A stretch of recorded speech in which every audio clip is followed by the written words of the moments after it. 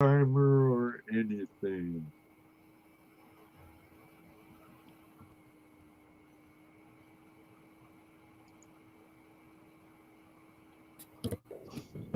And there it goes, Brian Wilder, just 1558, 68, blah blah blah blah blah. And Mr. Lodak, we're having some technical difficulties with Jesse's end. Here's the long short of it. Okay. Sunday after the Ohio State Prospectors Association meeting, I came home. And like every other day, I got on my computer and I fired it up. Everything's all hunky dory. And I'm watching Gold Rush Whitewater here, and I'm doing something there, and I'm looking at something over there.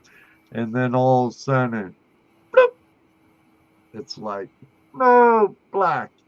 And I'm like, well, I got lights. The circuit breaker's not broke.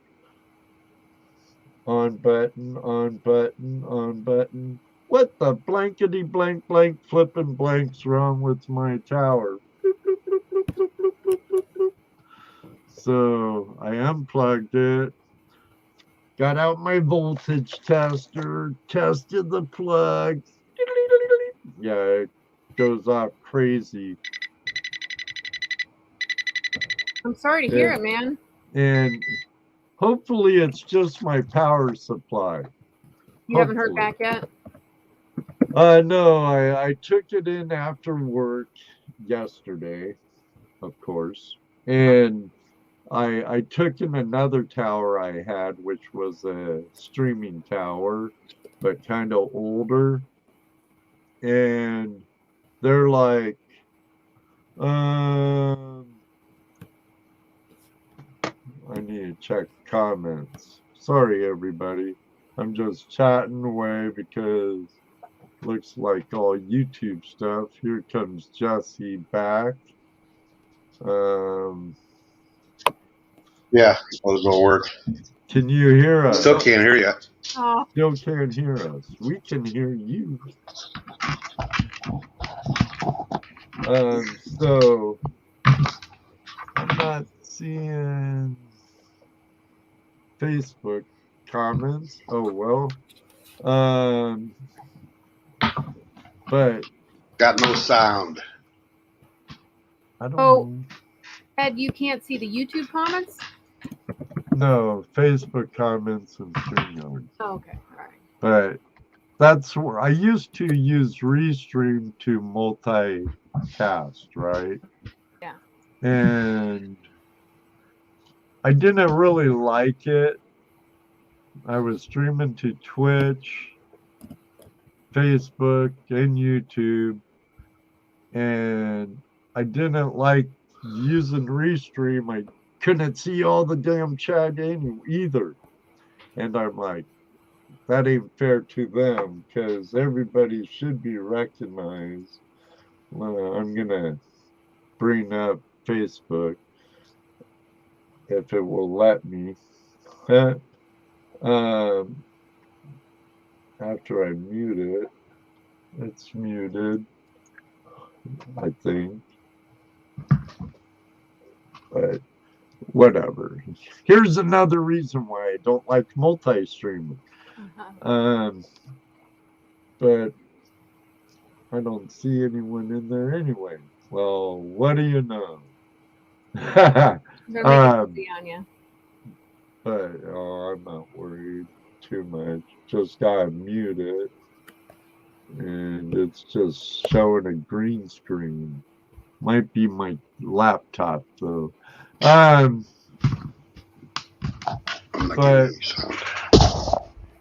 I kind of dislike doing it that way.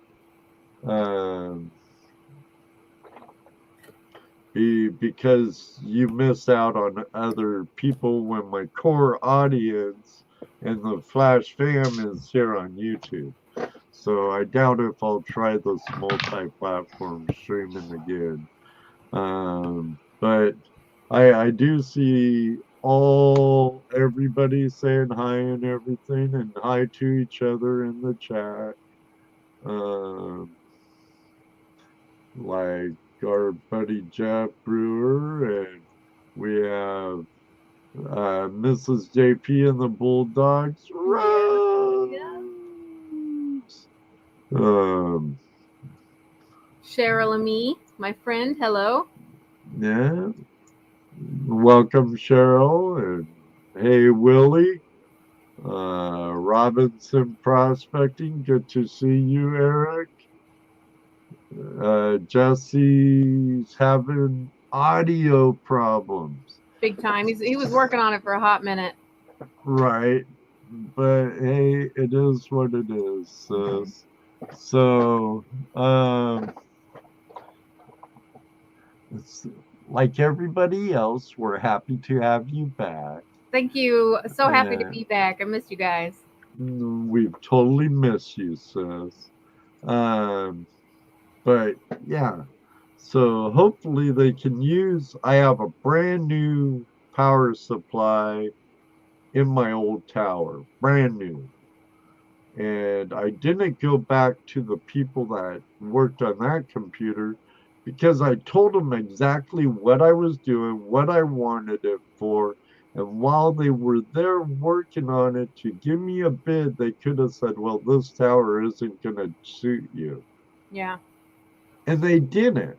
And they sold me a $250 power supply, $150 CD-ROM, DVD player, and burner, and they upped my RAM. And they could have just told it was because of my graphics card. It's a good graphics card, but it was too out of date. And I couldn't get the drivers and updates for it to make it as good as the one I have in my tower. Yeah. It ain't here now, but my new tower. And I just said, fine, okay. I see how you are. Yeah. So I took both towers in yesterday. I'm like, if you could use this on this and it's compatible, awesome. They're both Windows. So, but some brands don't necessarily communicate well with other brands. Robin Perrette from Facebook. How you doing, girl? Say hi to Hook. If you see him, if you two are still together, I don't know. I haven't heard from Hook in forever, Robin, but it's great to see you. Better add another squirrel in the cage. Yeah, I better. It's a Nevada.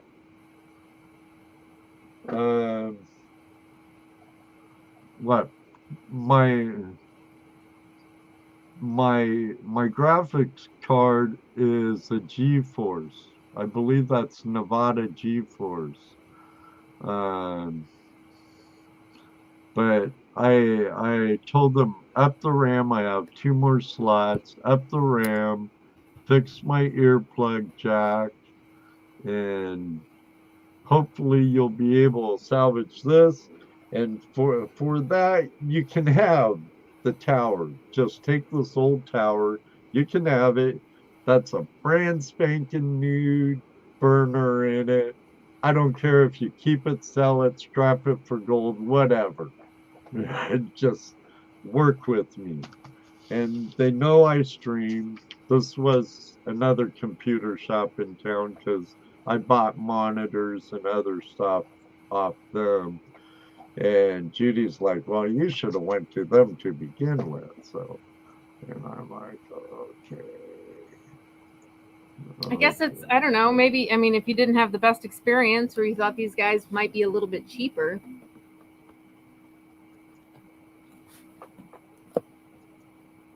But I have to be honest, all that computer talk is Greek to me, Ed. I have no idea what you're talking about. I don't know how you put up with it all.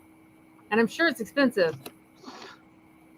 Hopefully they'll be able to use stuff from the old tower and make it cheaper. I hope so. Because I don't want to have to shell out another $250, $300 for the power supply when I have a brand new one. If it's compatible, hopefully. Yeah. Sending good luck your way. Sending good luck your way. Yeah. I'm receiving that good luck power. Well, everybody, I'm sorry this broadcast isn't up to the usual Tuesday night Hangout Live feel or the format we usually use. But I do like StreamYards, and it's nice to play with it. And I'm glad I have at least Robin in the chat room on Facebook. Thanks for being here, Robin. And Mr. Lodak, is there any buffering issues or anything on that end? Jonathan, friend, I haven't forgot about you. I've been frantic since Sunday. I got your magnet in a box right there, ready to ship out. I just Was have he to your get it shipped winner chicken dinner? out. Yeah. Congratulations. Jonathan, the man, he made it's all good there. Okay, thank you, Mr. Lodak. It must be Murphy. That doggone Murphy. I hear you, Robin. Stole the flux capacitor. Maybe you have ultimate power. Yeah, Willie, you know, if they did steal it, I'm sure we'll find it in a creek someday. Yeah. Hey, Matt from Gone Diggin', how are you? But I was cutting things a little close. Audra, you haven't met Audra yet, but I was talking to her about maybe coming to Flash Bash. She came and visited us at Gold Rush Days a couple years ago, spent the weekend in our camp. I think Robin and Hook were there that year too. But no, I think they were there when Petey and California Gold Rush was there. Okay, sidetrack. Squirrel. My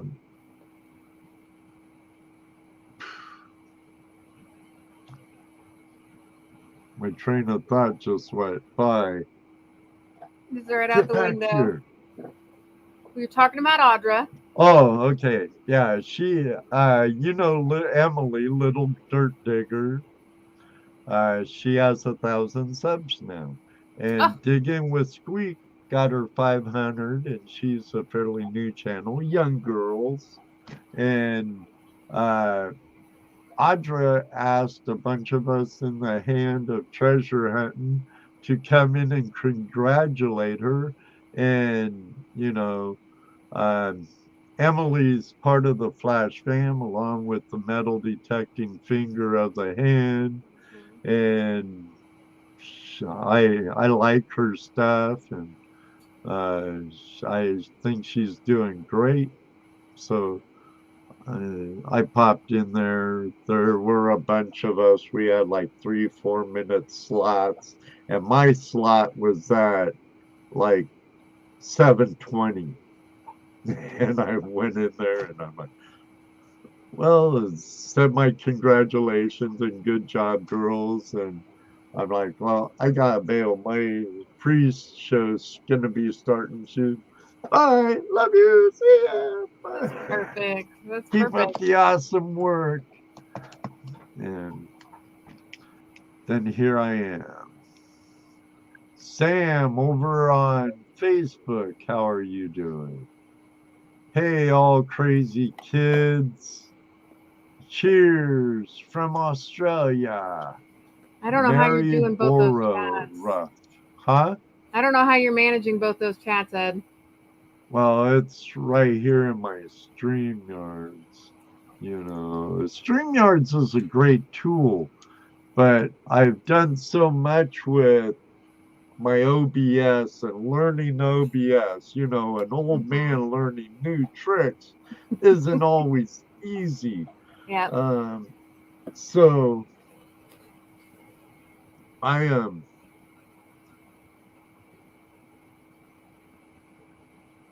Well, I believe that, Jesse. I believe that Jesse's having troubles watching over on Facebook. At least all this isn't. I know if I was running OBS, green screen, along with OBS and other stuff I use to do our show normally, would be really taxing on my laptop's random access memory, my RAM on my laptop. And I'm sure we'd be back to year one. It'd be glitching and people are being like, and I'm buffering. And I'm like, I'm sorry. What's cool about StreamYards is if there's anybody who has been a little nervous to call in because they're a little worried about how difficult Zoom can be, StreamYard is very user-friendly. So if you've been thinking about calling in, today's your day, guys. Yeah. And that is actually a picture of one wall in my shed. I have this little corner in my messy shop. It's terribly messy. It's like a hoarder lives in there. There's stacks and trails. Ask Jesse, ask Dano. And when you come here sometime, Rose, you'll see. But that corner in my shed is about the only clean spot, and it's still not very clean. There's stuff on my panning tub and stuff on a little table I have in front, but that area is about the cleanest part. Couple guys at work, they're like, you need to do a tour of the shed, Ed. And I'm like, oh no, it's a pigsty right now. It's like a hoarder's nightmare. I'd probably go crazy in there. It probably triggers some OCD, for me. I don't know if I can handle it. Well, if you want to get your OCD out, you can come clean it. Oh my goodness! But Jake Pelons and more. He really He really struggled with some issues. He did, but he tried. I mean, I got on 15 minutes before the show started, and he was still. I mean, the whole 15 minutes, Jess was trying to make it work. So we can't hate on him. He tried. That's. I don't know how old it is, but it has a trade point on it, a metal trade point on it.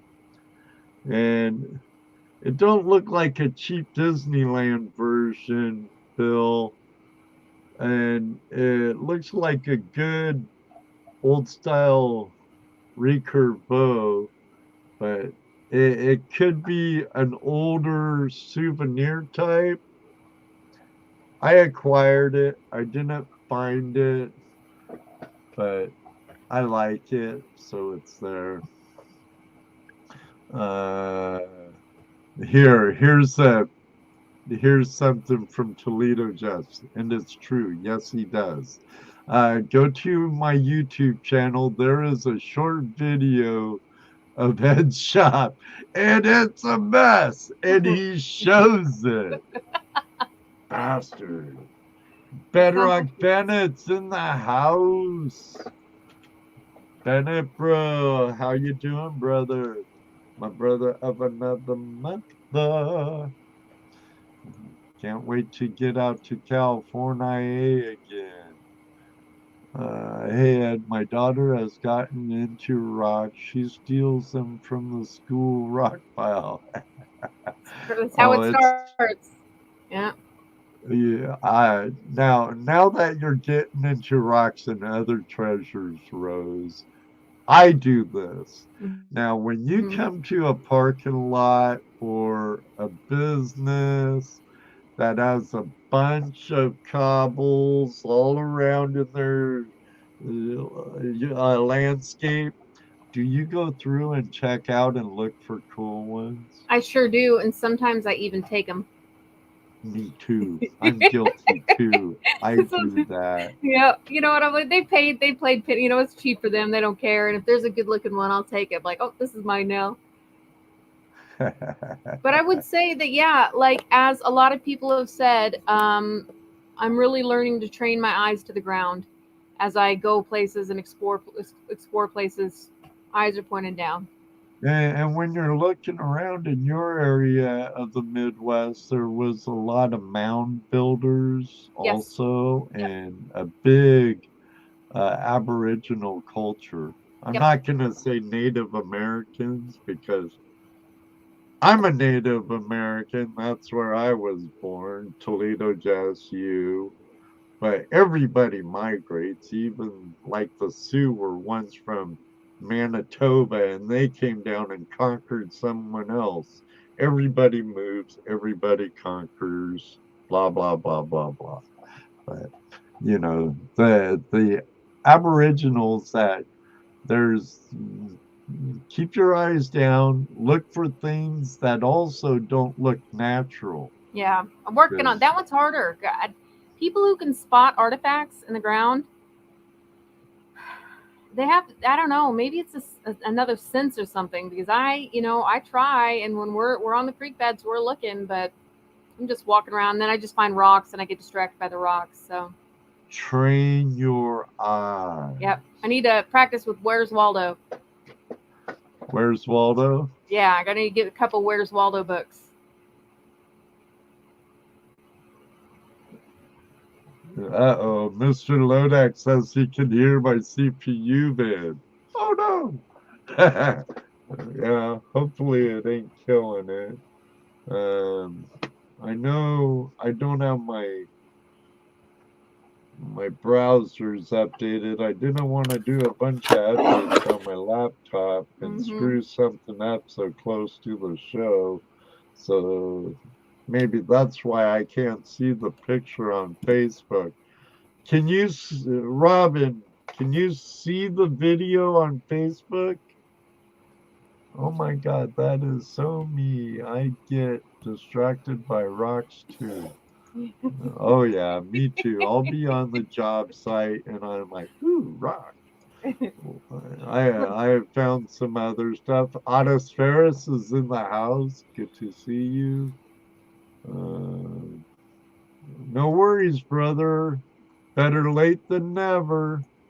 No, she can't see the video. Oh well, you must be able to hear it. Okay, we're having an audio podcast over on Facebook. Um, train tracks carry geodes at times.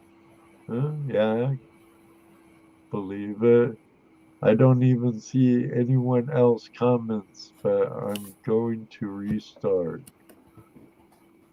Heavy Meadow Detective, how you doing, Colin? Good to see you. Um, hide the chat. All right, I'm gonna grab a link and let's see what kind of sucker we could get. I mean, see what kind of person we could get in here tonight. Uh, maybe someone will come in and might be a short show tonight, Rose. You know what? I'm so sorry that I've been gone for so long, and we come back and you're having so many issues. That I'm trying to keep it going. I'm trying to rally with you. But you know what, sis? The show must go on. I'd be like this if I have to. Hey, everybody, how you doing? And then they just see a green curtain behind me because I don't want them to see my washer and dryer. So, thought about messing with green screen. It doesn't look too bad. It looks like I'm sitting up in a chair, sorta. Sort of looks like it. Chair, kind of, sort of. Yeah, Are I'm you okay. laying in bed? Yeah, I've got the fancy bed that sits up, and I'm sitting up in bed. Well, we have a first victim in the waiting room. It's our friend Willie, but I think he's gonna be. Oh, he popped up his camera. Let's welcome Willie. Hey, Hey, Hi. Willie, how you doing? good actually. Excellent. You're using your new computer, aren't you? Yes, I am. Look That's a at crystal that. clear image. Yeah, it sounds good too. Next go, I was gonna go with a Logitech, but I got everything else here. Yeah, you were talking about problems with your computer. I just spent, I want to say, $1,100 2 weeks ago for all of this setup. Wow, it's a Yeah, good investment. It's a great investment. yeah, it's a game system computer that I managed to snag at Walmart for $600. That was just the tower alone, but regardless, I do have a few things that I'd like to show. You might have Ooh. seen it last Saturday from the TikTok. On TikTok. Okay, go ahead. All right. This is just about one of the stranger things I found. It's an old sign, old parking sign. Oh, it's Smells. cleaned up. Yeah. Pulled it out of the dock that I usually go to over at Marion. Is That's that where actually you good. pulled out the shotgun shell? That was a few docks down. But I think I saw that TikTok today. yeah, the one about finding any object at any depth, that's already got almost 4,000 views. Oh, fantastic. Nice. Willie's TikTok famous. You're doing a good job of keeping the content rolling out, which is really important. You're doing a really fantastic job. I try to watch every single video. Yeah, I've noticed the comments. So you're I having like a lot, but I don't comment as bad on TikTok as I do on YouTube. Same, yeah. it's mainly notifications, but that's about it. Yeah.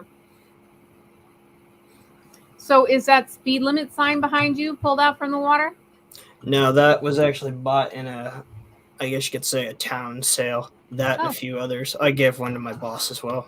It was a loading and unloading this way.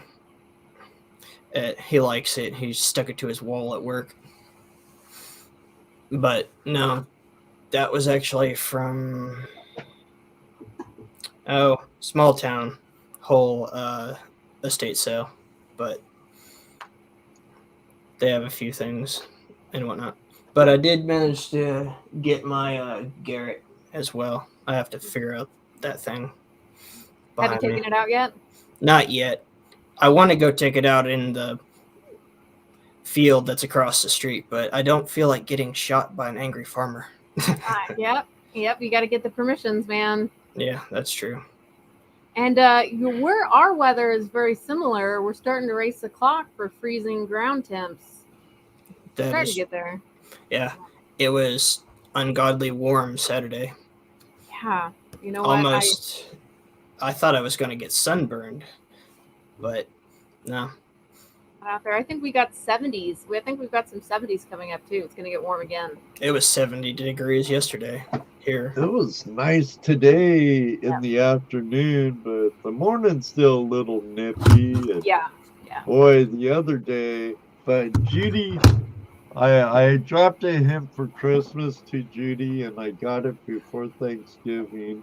It's a heated Milwaukee vest.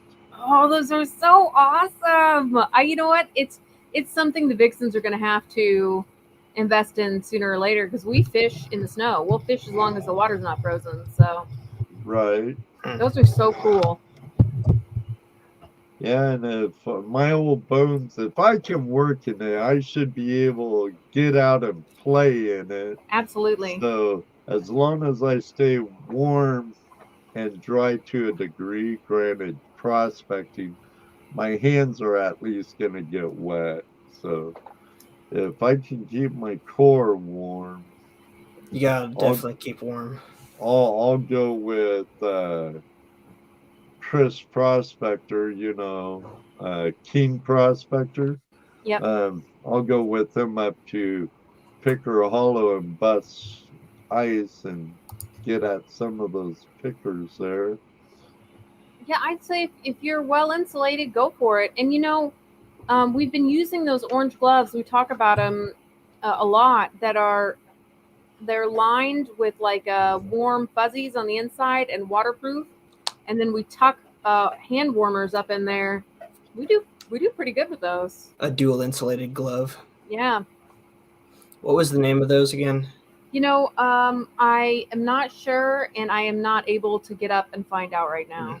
But I'll hit you up later. Yeah. I'll have to look at the live stream that you did. Yeah. The other day. We probably just start linking them, even though we're not affiliated with them or anything, because they're amazing gloves, and I want people to be safe and feel happy and feel warm when they're, treasure Don't you have a Amazon store? Yes. The wish list.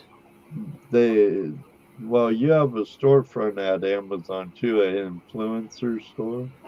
I didn't know that. You can. You might as well look it up, hit it Yeah. up, or Yes. check into affiliate. But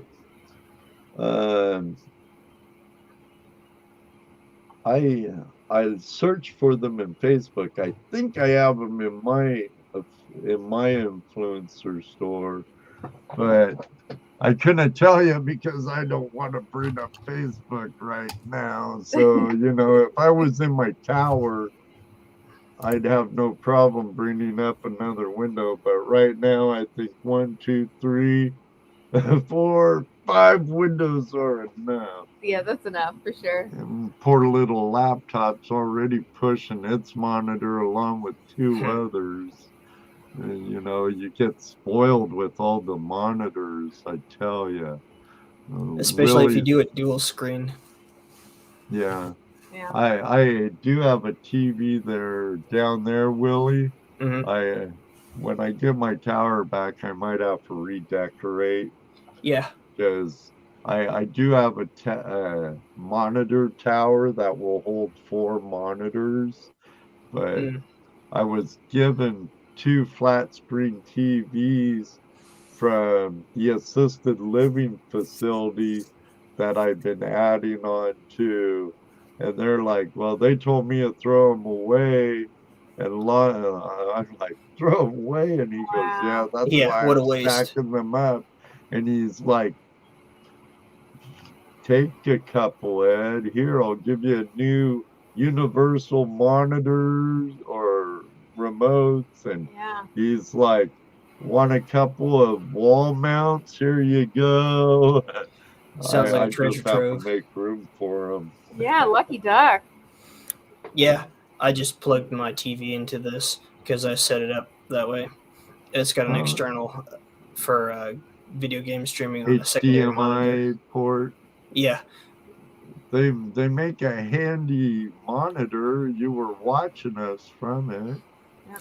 It looked good in the background too. Yeah, it's definitely a nice setup. What the heck? Yeah. Just split screen. I have an ancient laptop, guys, that has to be plugged in to stay on. That's what I'm using. Huh. Sounds like someone's Chromebook I've heard about.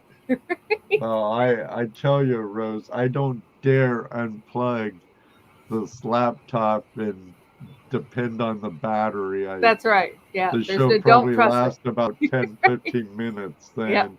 Yep. It's be like, bloop. Yeah, it's always the battery on these things. Doesn't matter if it's a phone, laptop, or a tablet. Those batteries always go bad. No wonder why they end up in the water all the time. Right. I have to plug in speakers to this because I can't. The speakers and the laptop are so poor. I wouldn't be able to hear you guys without it. Then you can get feedback through the microphone and the speakers when you're using a laptop sometimes. Yep. I keep it really far away.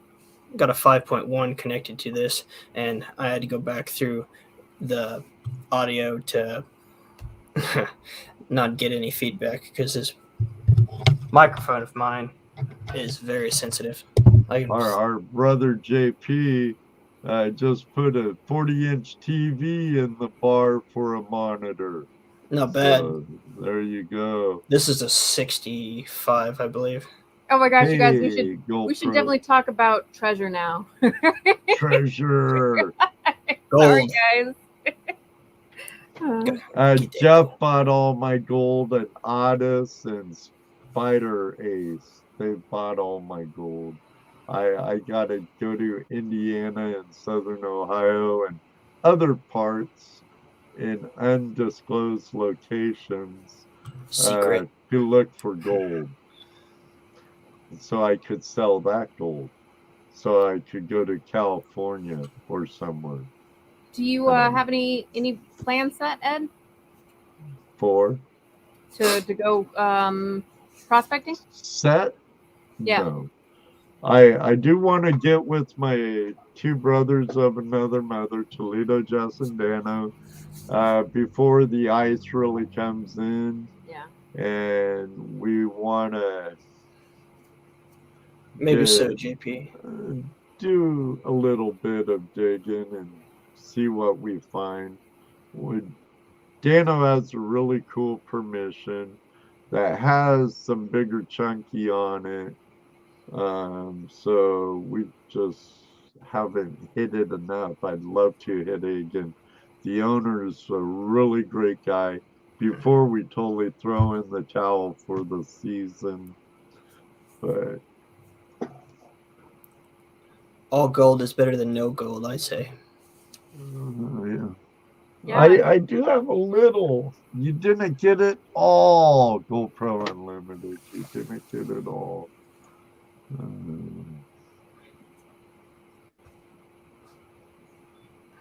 Holy sheeps, Willie, that's crazy big. I think he's talking about your TV. Yeah.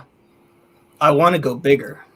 My mother always wanted a 100-inch TV, and I said, you ain't going to be able to move that when you move because you'll break it when you go out the door. 100-inch TV? Yeah, it's supposed to be like the ultimate TV, apparently. But I've seen TVs that are kind of remind you of the old pulled-down projectors, but they come out of a cabinet unit.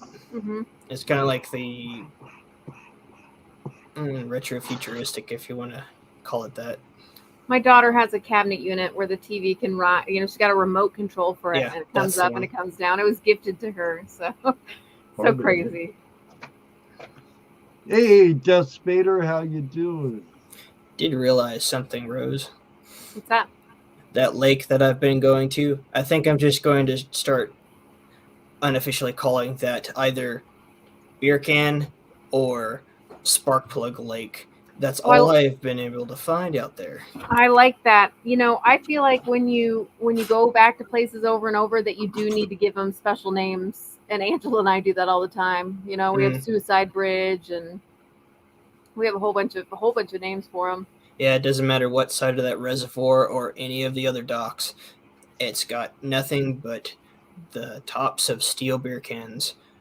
Do you have you tried hitting up any bridges? Do you just not have a lot of bridges in your areas? I think I've already asked you this. I do have a lot of bridges.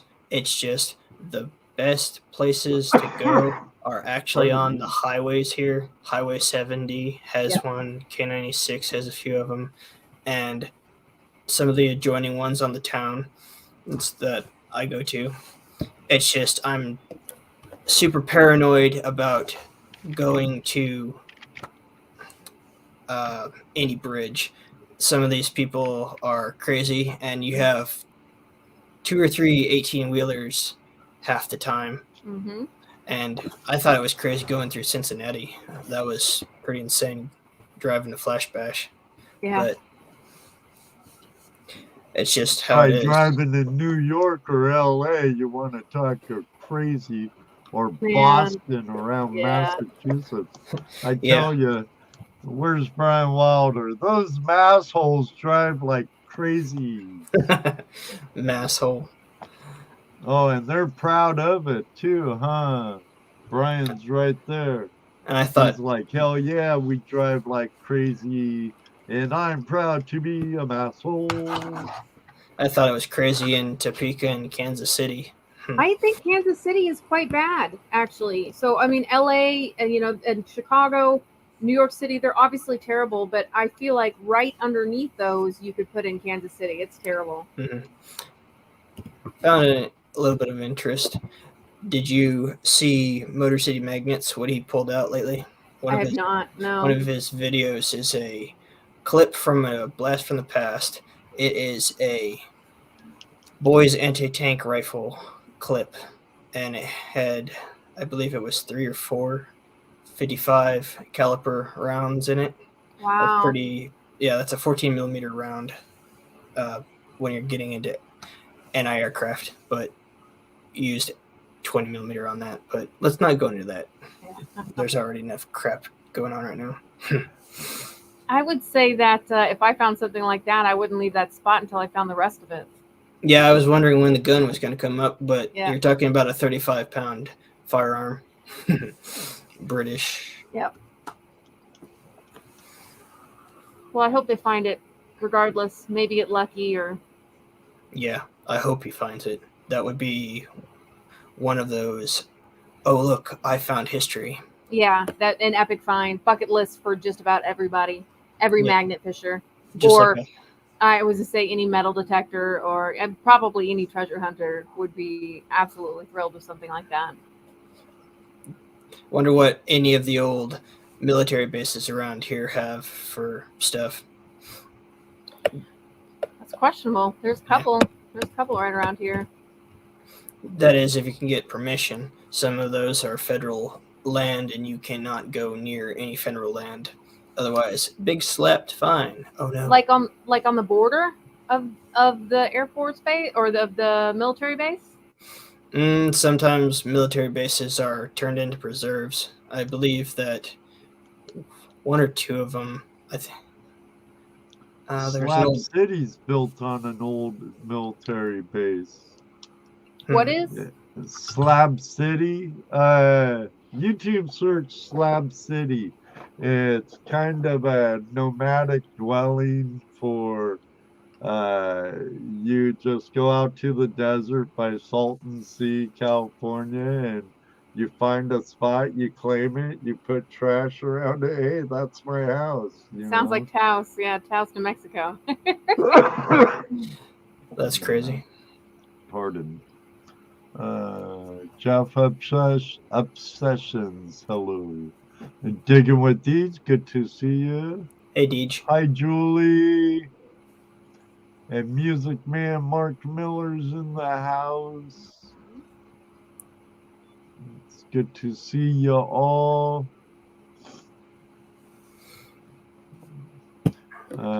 Jesse was having technical issues.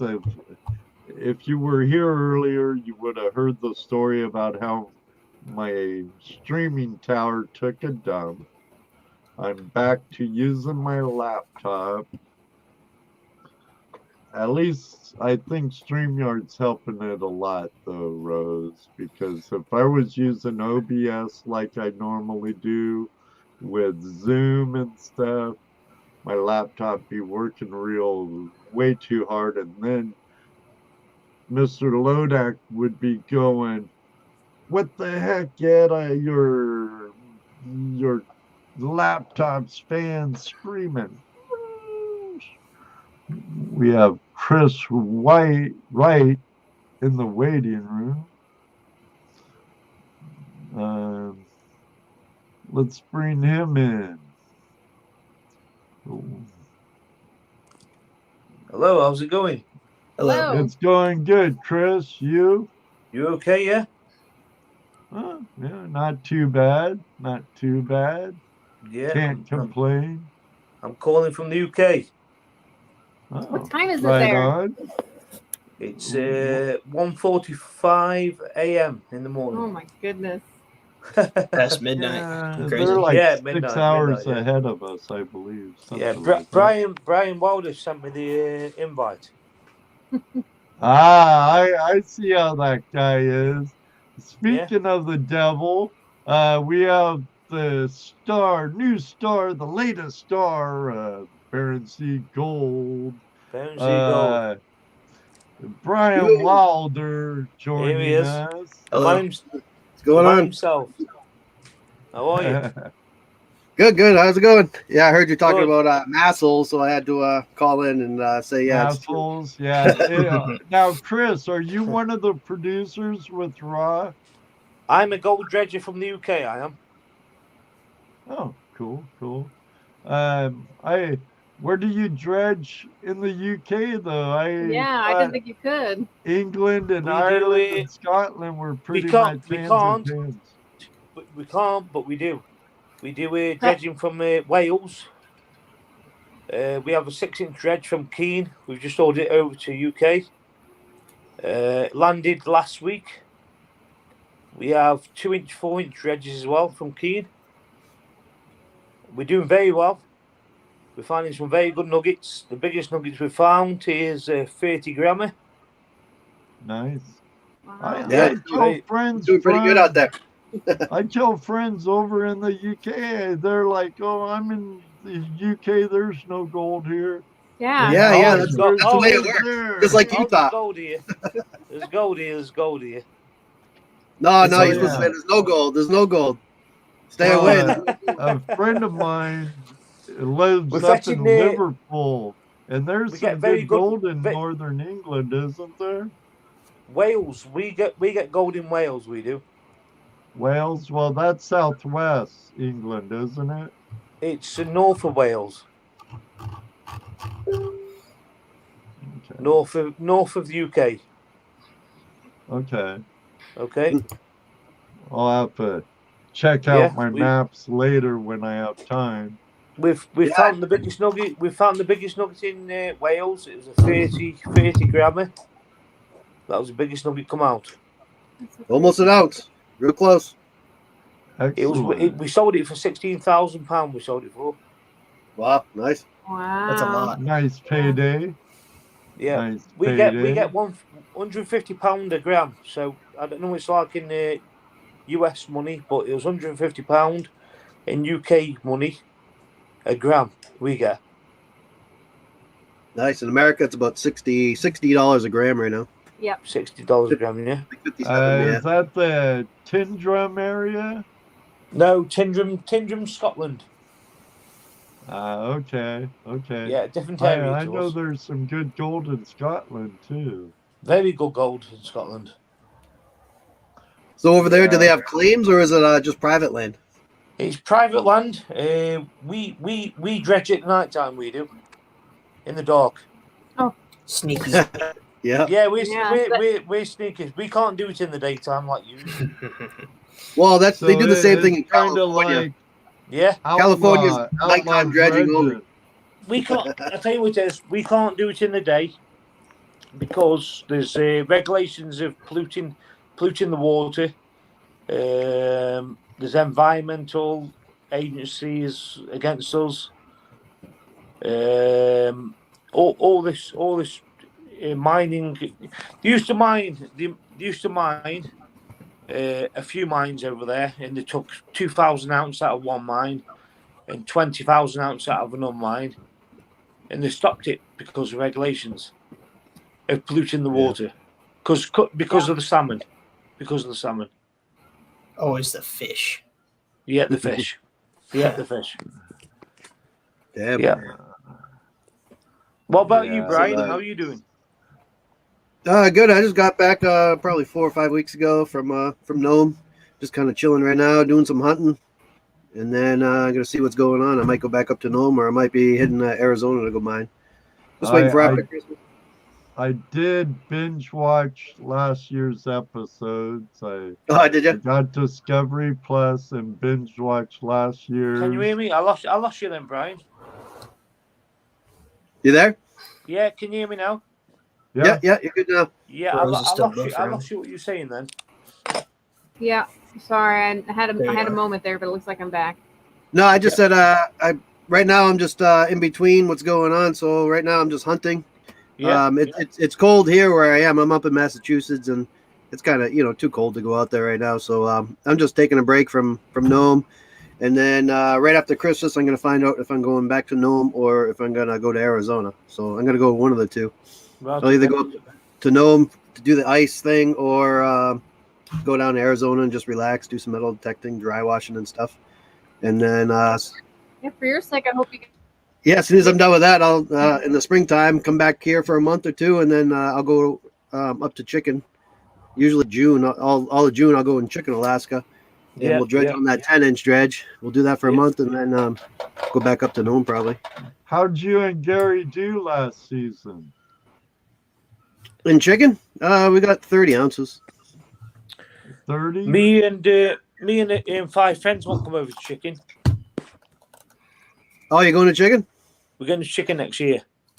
Oh, nice. You might see me up there if they're going in June. They offered me to work there all summer long, but I don't know. I got a lot of job opportunities right now, so that's one of them is full time in Chicken, which would be cool.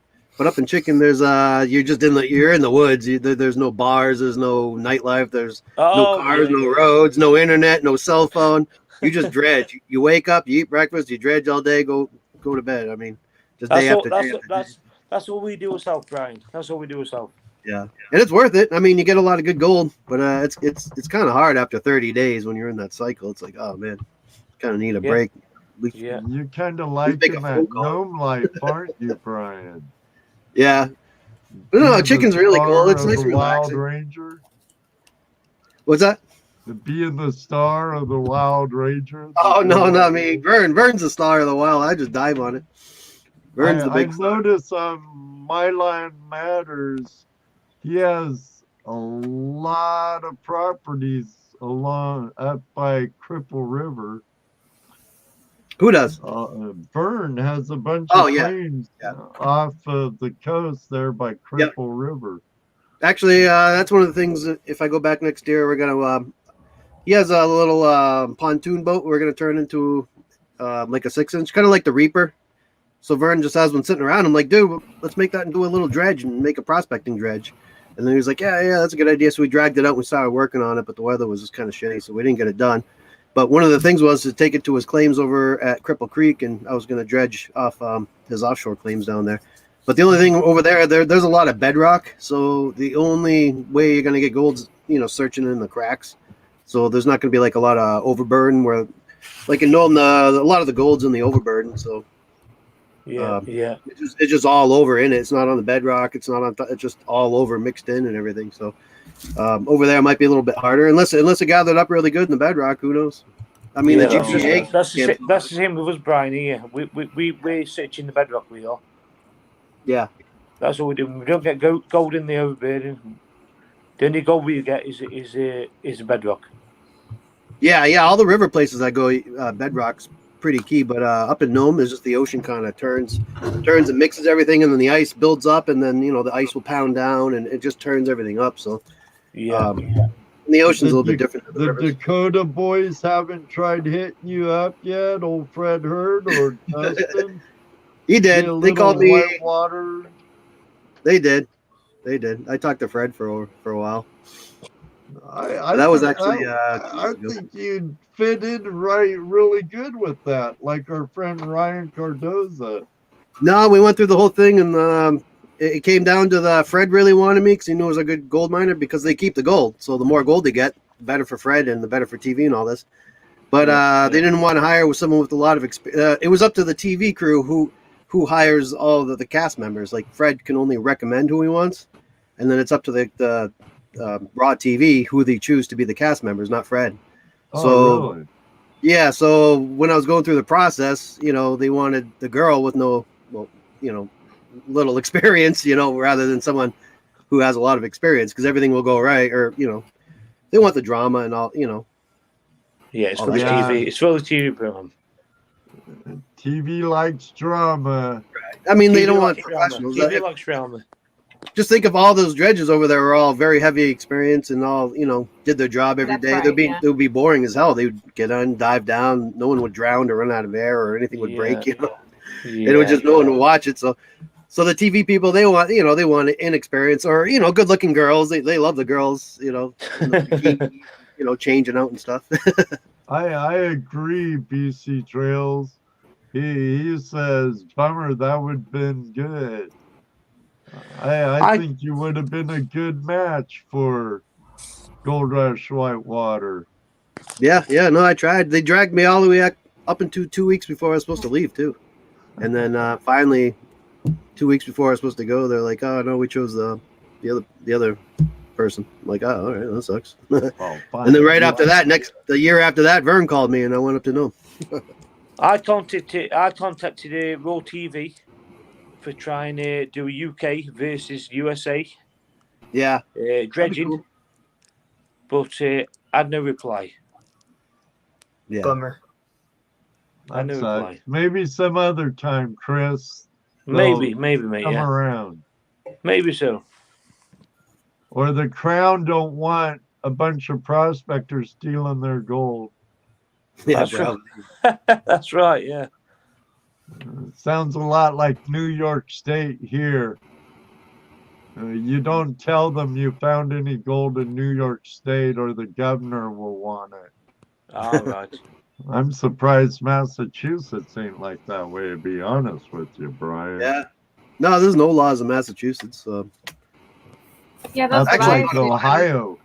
I bought a 5-inch from someone who was using a 5-inch in Massachusetts. Yeah. There's no regulations, no rules. You can run whatever you want in Massachusetts. Yeah, they just don't know what the hell you're doing. They're like, what is that? What are you doing? How is finding private property to work out there? In Mass? Yeah. I just go wherever. I don't care. I find some place discreet and just hop in. I went to the Deerfield River and found a few little pickers over there. That's in coming out of Vermont. Your best gold's going to be, Couch Brook and the little brooks coming out of Vermont mostly. Not much else. Out of New England, I know there's gold in Maine. I know there's gold in New Hampshire, Vermont, Massachusetts. Out of those 4 states, you're an experienced New England dredger prospector. Out of those 4 states, what states has the best gold? I would say Vermont has the best gold, but they're really the most ridiculous regulated. Yeah. If I could use a dredge in Vermont, I could make a living all summer, no problem. The weekend we were there when I met you in Vermont at Adam's outing. Yeah. In that 4 hours I was working that little area, I pulled out, just sluicing too. I think you were sniping down the brook more, but I pulled out about 1.25 grams. 1.4 grams, I believe it was, in about 4 hours. Yeah. Just imagine if you had a dredge, you'd kill it. Yeah. Vermont doesn't have big gold. If you want big gold, Maine has a lot of bigger gold, but it's far and few between. But if you like collecting nuggets, that's a place to go. But if you're just looking for a lot of gold, definitely Vermont. I mean, you could just throw a pan down anywhere and get gold in almost every pan. And the farther you dig, the more you get. They just have a lot of gold up there. And then New Hampshire is kind of a mix between the two. I found a 9.2 grammer in the Wild Amasumic on the campground land there. If you stay at the campground, you're allowed to dredge. They own a mile of it. So that's why I started dredging, was actually over there. That's why I started prospecting. And over there, dredging, you do about maybe 0.5 gram to 1 gram a day. Just, you're playing around. You're at a campground having fun with friends or whatever. But right. But they have bigger gold, like a mix, small and big. And Maine's more just big, but not a lot. And then Vermont has just a ton of smaller gold. Well, I don't care. I like it all. And Massachusetts has very, very little. There's not much at all, Mass. I only dredged it. There's a little bit in Couch Brook, but of course, everyone went there and they posted it because it was on, people were leaving. I don't know if people are trashing it, but, they're going on land that wasn't theirs, and then the big rush went over there, so it's all posted property now. But Couch Brook had a little bit, not a lot to go there really, but right. But these are all places that are like open. Like if you go online, they're all like. So I'm not giving away like any secret spots or nothing. You know, if you just type in gold and all these spots I'm talking about, they're all in there. Well, I don't want you to give up any secret spots. No. Ringo, good to see you, Ringo. Ringo from Michigan. So you got your brand new 6-inch dredge. You put it all together. Myself, yeah. Yeah. You put it in the water yet? Yeah, it's been in the water. A lot better than a 4-inch, huh? Oh, definitely. Big difference. Big difference. Oh yeah. Oh, big difference. I don't like the handrails. Totally different to the 4-inch. Yeah. Yeah, I spoke to Patrick Keane and he said that's their new design. Yeah, I got the same one. I got a 6-inch pontoons. I got the rails on it. I kind of like them because I use mine to I'll zip line down my stuff, so you can put straps around them and put them on the crane and then zip it down to wherever you're going. I kind of like the handrails. They're pretty cool. Yeah. Just depends what you're doing, and it's easier if you got 4 guys too. Each guy grab a corner of the dredge. Yeah, we have to winch our dredge out the river every night. Damn. Every night. It's like UK. It's probably 4 o'clock in the morning. Dark still. Winched out the river. Yeah. We've had some good nuggets though. Very good nuggets. 12 grammers, 30 grammers. You know what I mean? All good nuggets. Yeah, that's good. That's really good. Yeah, I've sent you the pans, onto Brian. You've seen them? Yeah. I saw your pictures. Yeah. Yeah, That's really good. Yeah, that's what we take over UK. Yeah, that's Something different, like 23 cavity comes out. 23. Yeah, those are good. Yeah. Nice and solid. Surprised no one's ever hit it like UK over there. Geez, you've been. We're the first people do it. Yeah. Yeah, we are.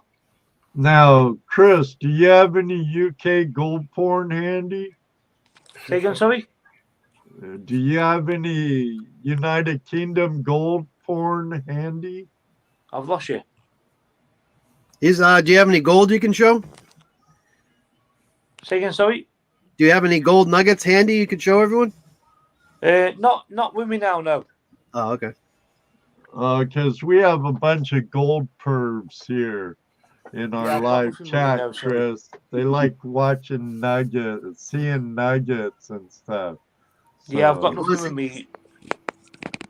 Want to see some gold? You can look at my carpet. I just dumped a whole bunch in my carpet. The last 2 hours. It looks like you're in your trailer, Brian. Yeah, I'm in the camper. Yeah, Where are you at now? I'm in Massachusetts right now.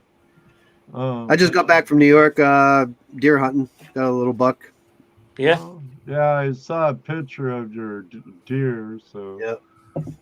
I'm having Yeah, some backstrap tonight. Over the UK, we do air coursing, airs. You know, we're like rabbits, big airs. Oh yeah. Yeah, that's what we do over here. Do you guys have white-tailed deer over there?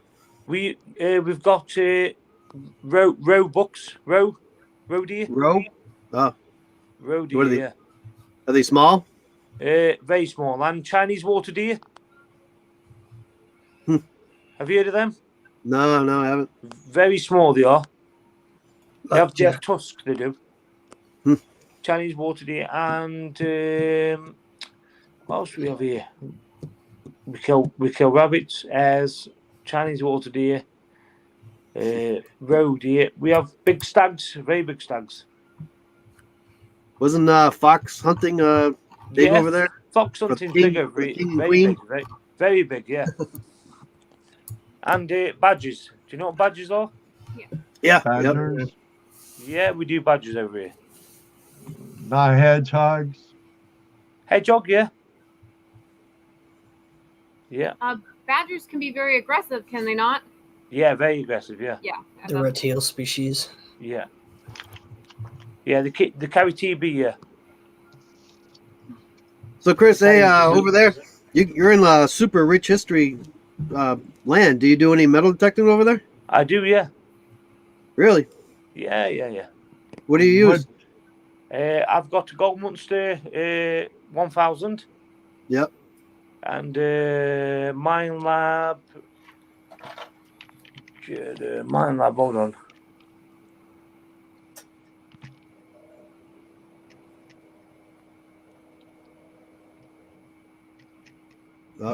We lost Chris. Yep, Will bounce out, but Will's back. That's cool. Where'd you meet Chris, Brian? He just messaged me a little bit ago and tried calling me, and I was like, I'm busy right now. I was like, flashing your pans, having a little video thing later. I was like, I can talk to you then. So I figured I'd drop him the link, and he was a big dredger. He's been finding a lot of good gold over in the UK, I guess, and he's doing really well, I guess. He showed me these pictures, many ounces. I didn't even know they had gold over there, to tell you the truth. Yeah. Jeff, I tried, buddy. I tried to get some English gold porn, or UK, because it could have came Wells, or he dredges mostly in Wells, right? So Wales. So hey, I tried, Jeff. Tried. Go get back to your reports, buddy. Gold. Gotta have more. How come Jesse Mendez didn't call in tonight? He was in, but he was having trouble. We could hear him, but he could not hear us. Yeah. So hopefully they'll get my tower fixed before next Tuesday, and I can redo my area right here. Yeah, back to our You've seen this area, Brian. So yeah. This was reminding me of the old days when everything was all choppy and Stream. You were using StreamYard. This is almost just like the old time. Almost, but we were using Skype back then, and that was a resource hog on the system. Is it being choppy in the stream and stuff, Brian? No, not StreamYard. No, I have no problem. But I'm looking on YouTube. No, YouTube, that's fine. Yeah, I just reminded the old days. Yeah, nothing in the chat saying that we're having issues. Oh, that's good. And later on, Mr. Lodak said it was running smooth. Just look them up. Strange. What'd you look up, Bill? Just looked them up. Strange to see a deer with fangs. Oh, I think those are the deer, the Chinese deer that he was talking about, the real small ones. They're called a muckjack, if I believe that's the correct term. They're adorable. They're very, very small. Yeah. Hey, Don G, good to see you. And Heavy Meadow says it's been fine, Ed. Jesse's like, looks good here, Ed. Hey, Drum Attack, how you doing, Joel? Badger. Remodel. But yeah, Jesse's was having some audio issues. So. Dano's that's why he bailed. Christmas balls. We have. I want to say Brandon, but I don't think it's quite Brandon. Brendan, from Mayhem Prospecting, joining us. Brandon, it is Brandon. Hello, can you hear us? Mayhem. Hello. Testing. 1, 2, 3. Test. I think we're getting a blackout. Who's a mic and camera? I don't know if he has. What's up, guys? How we doing? There you go. Can hear you. Can't see you. Doing good. Yeah, you are.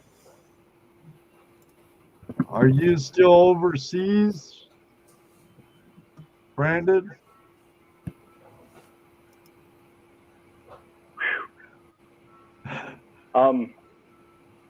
I'm over in Iraq right now, so it's horrible connection, guys. I might have to get off. Yeah, I was wondering if you were still overseas. So.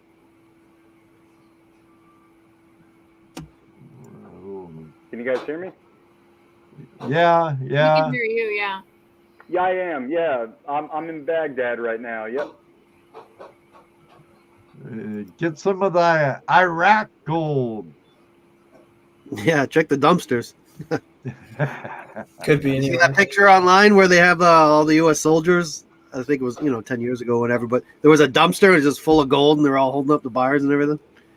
Three Wow. Kings, wasn't it? No, I've never Yeah. heard of that. You haven't seen that? Yeah, there was in Iraq. Well, I think it was the gold that Saddam looted from Kuwait, like way back when, and they caught him. But it was like a dumpster, and it was half full of gold bars, and all the soldiers and holding up the gold bars and stuff. It was pretty cool. What a Hippie find. Explorer, good to see you, Wes and Tom. Some other massholes in the house. Gotta love my massholes. Hell, my son's a masshole. My ex-wife was a masshole, So, I'm sure there's a little masshole in me too. I lived there for a while. It kind of rubs off on you, know. And they don't worry, Rose. They don't get offended by it. They embrace it, right, I believe it. Brian? Yeah. Hell yeah, we're masshole. Is it as solid as granite or is it as solid as diamond? So, I was impressed with your part on last season's Bering Sea Gold, Brian. Oh, actually, I didn't even see the last 4 episodes yet. For the time when I blew up my ears, I didn't see that one. Your ear was a mess. I know I saw pictures before I saw it on TV, but Yeah, oh yeah, like hamburgers in my ear. It was nasty. You were bleeding pretty good when you came up out of the water, and that Yeah. Jesus dude. Oh yeah, Jesus, yeah. We found him at the bar. He was begging us. He's like, "Oh, dude, I used to dredge. Come on, let me dredge for you guys. I could do it." He used to dredge before, I guess. He was begging us and begging us. We're like, "All right, whatever." We asked Vern. He's like, "Yeah, bring him on." And then he just flipped out, freaked out. Like 80%, probably 85, 90% of the people that try, not just our boat, but any boat up there, it's way, way different than what you think. It's not just dredging in the river at all. It's way different. It's really freaky. Like when you just hop into the ocean with 100 pounds of lead on you and you're just falling to the bottom, and you don't have a scuba tank on, you got hookah, anything could happen. There's times when the mask was just free flowing, and when you're sinking down to the bottom, and I mean you can't swim back up. I mean you're sinking to the bottom, and your mask is like arrows flying out of your mask because it's messed up or something. It's freaky. Well, how do they rectify a situation like that? Do they pull you back up, or do you drop the weights, or what do you do? Well, I mean, my mask was free flowing, so I could still breathe, but it's freaky. I was trying to bang on the regulator and trying to get it to go back up, and then I swung around and I grabbed my umbilical and I started going up, but the air bubbles are all coming out. But I mean, it could have just came right off. If it came right off, I would have been screwed, because once your mask flood, you can't call communication. You can't call up and say pull me up, because you're all flooded out. And, you just have to try to take your weight off as fast as possible and shoot up. Do they have a quick Something like release that. for that system? Is it easy to get those weights off? No, it's not easy. I would have probably died, to tell you the truth. They do make the correct weight belts, but we don't have the right weight belts. Wow. They do make a Miller belt that's made for that, where you don't even connect it. It's on like a vest, and it doesn't fall off or anything, and you can work on it and everything. And if something does happen, you just go like this, and the whole thing comes right off. That's what we should have had. We didn't. Sounds like you need to invest in some of those, man. Yeah, we should have. There it is. Oh man, I ran out of air a lot down there, and a lot of it's just people not paying attention, and everything's on like extension cords, and everything's not right. So he was just using like an air compressor, like a nail gun air compressor, which was just plugged into a generator. So a lot of times people will just like trip over it, and there's so much noise going on in the boat, you don't realize that the generator or that the air compressor just got unplugged or whatever. And then all of a sudden you'd be, something don't feel right. What's going on? Oh, yeah, you're down to 30 pounds. Come on up. I'm like, well, freaking I'm out of air here, you know? People trip over the extension cords. They get unplugged. People forget to put gas in the generator, so the generator will go out. I ran out of air a lot. He doesn't have like a clean air generator or air compressors. No, because that thing always breaks. The salt water everyone up there usually use that 263. You know, the one you usually see on like Proline dredges. That's what they use up there. But those things rust out so fast with the salt water, and they always continuously throw belts. At least because you're hooking it up to like a diesel motor, which is probably not like supposed to be. It's supposed to be on like a little 5 horsepower Honda, not really like a diesel motor. So it just like throws belts, eat belts. We can never get a belt to stay on it. So like every other dive, that thing would mess up and you would run out of air. So he decided to go with like an air compressor, like a nail gun one. Yeah, which actually worked. It's not very healthy at all. Yeah, you're not supposed to breathe that in. Yeah, so yeah, it's not healthy. You're not supposed to breathe that in. But it was better than getting no air. Yeah, it's messed up there. It's not way there. It's just like everything's put together with duct tape, glue, and just whatever you can find. I guess it's better than using hydraulic hoses for airlines too. Yeah. Now, Steve Rydell's quite the character, huh? Yeah, I mean, Steve's completely different. Like he's a really made for TV kind of guy, but that's his whole thing. Because if you notice, he really doesn't prospect at all. You know, he's an actor. You know, so he does all that stupid, goofy stuff, and you know, in real life, he's a pretty cool dude. He's not like a dumbass. Really, he's fun to hang out with. Oh yeah, he's completely different on TV. I mean, that's not his real self, but not like he doesn't believe in like aliens running around and stuff like that.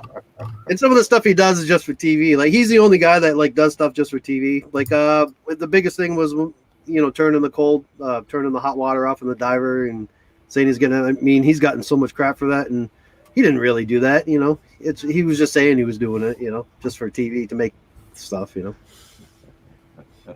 So he's the only one that kind of fools around and does stupid stuff. Was that snoring stuff on the Wild Ranger and all that? Was that all just made for TV? Which one? When your boss ended up asking Steve Rydell to come on, and he was there snoring and drinking a bunch of coffee and stuff, and I didn't see that episode yet, but I remember it. And really puked. So. Oh yeah, he really puked. He got that day. I think. He drank a bunch of coffee and then he puked, and then they made him go over, but he wasn't really dredging. He was too nervous to. I was putting the mask on, and he was like shaking, and because he usually doesn't dredge or go under, and like I said, it's pretty terrifying doing it, and a lot of people don't want to dredge and go down. So when I was putting him on, he was like shaking and pretty damn scared, but he went over, and he didn't dredge. We didn't even have to dredge in the water for that, actually. They kind of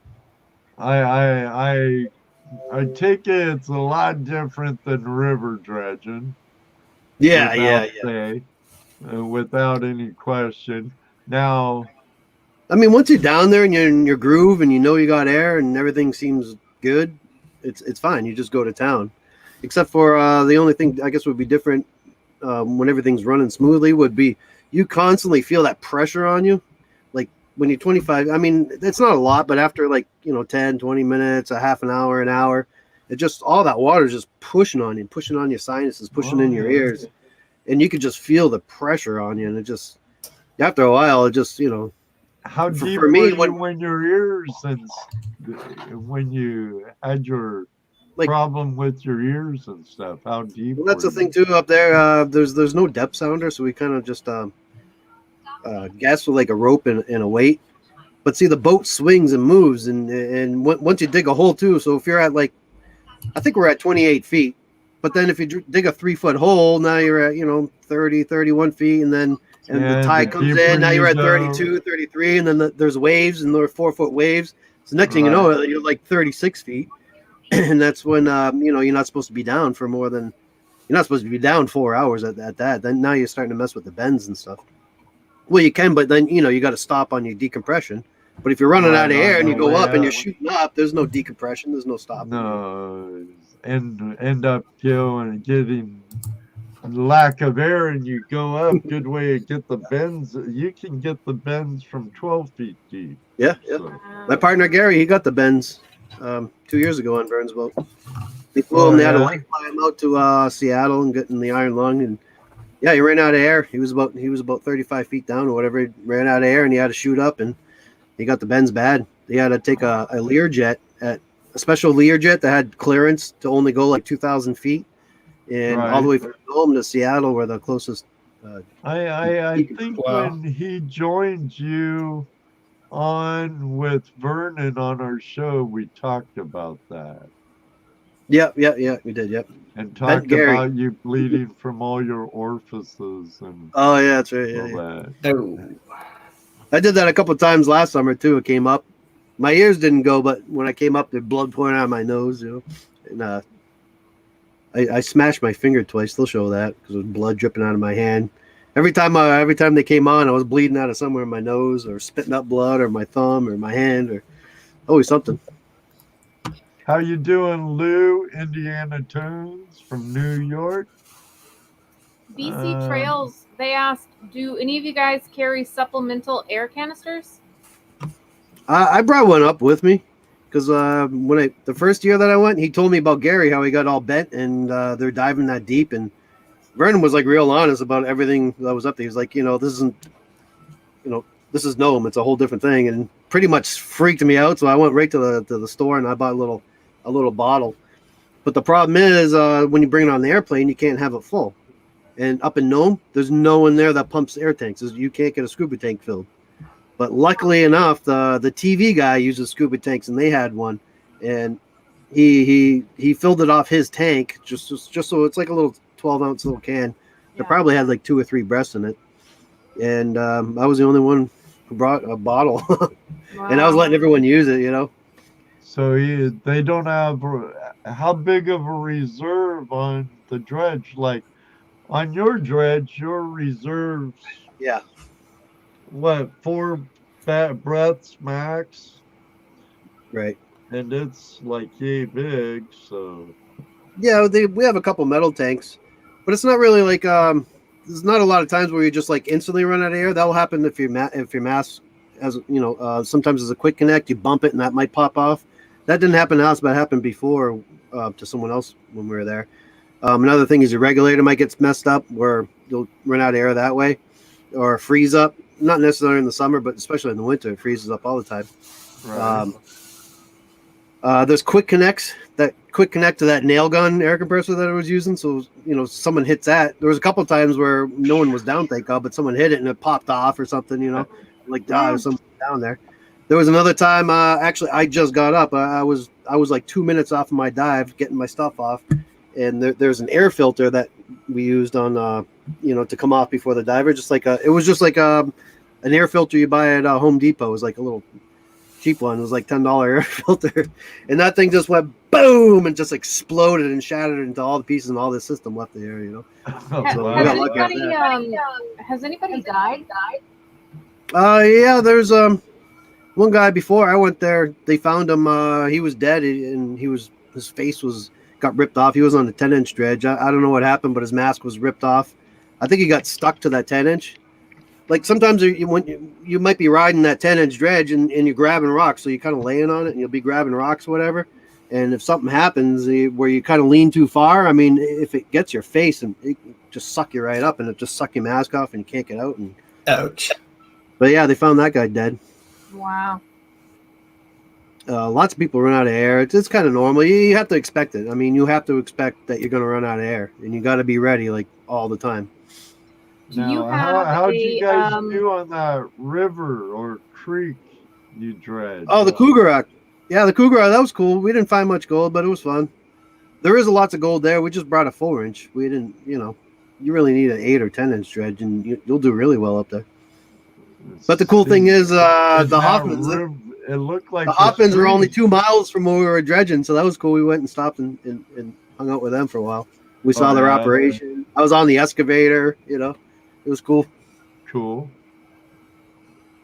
And then later on, they came and hung out with us on the boat in Nome. So it was like Thurber, the old man Jack, Todd, the other dude that's with him. Right on.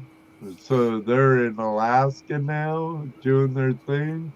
I hear they might come back to Bering Sea Gold. Or I don't know. That'd be cool. back to Gold Rush. He's Todd has his own show now. He was going to sell it to Netflix or something like that. I don't know, but he went somewhere else. He's using a different company. I don't think they. Well, that guy did market himself really good. Him and Jack, Yeah, I mean, I think he sold Gold. Gold Rush was his. I think he sold it off and was done with it. Wouldn't it belong to Raw?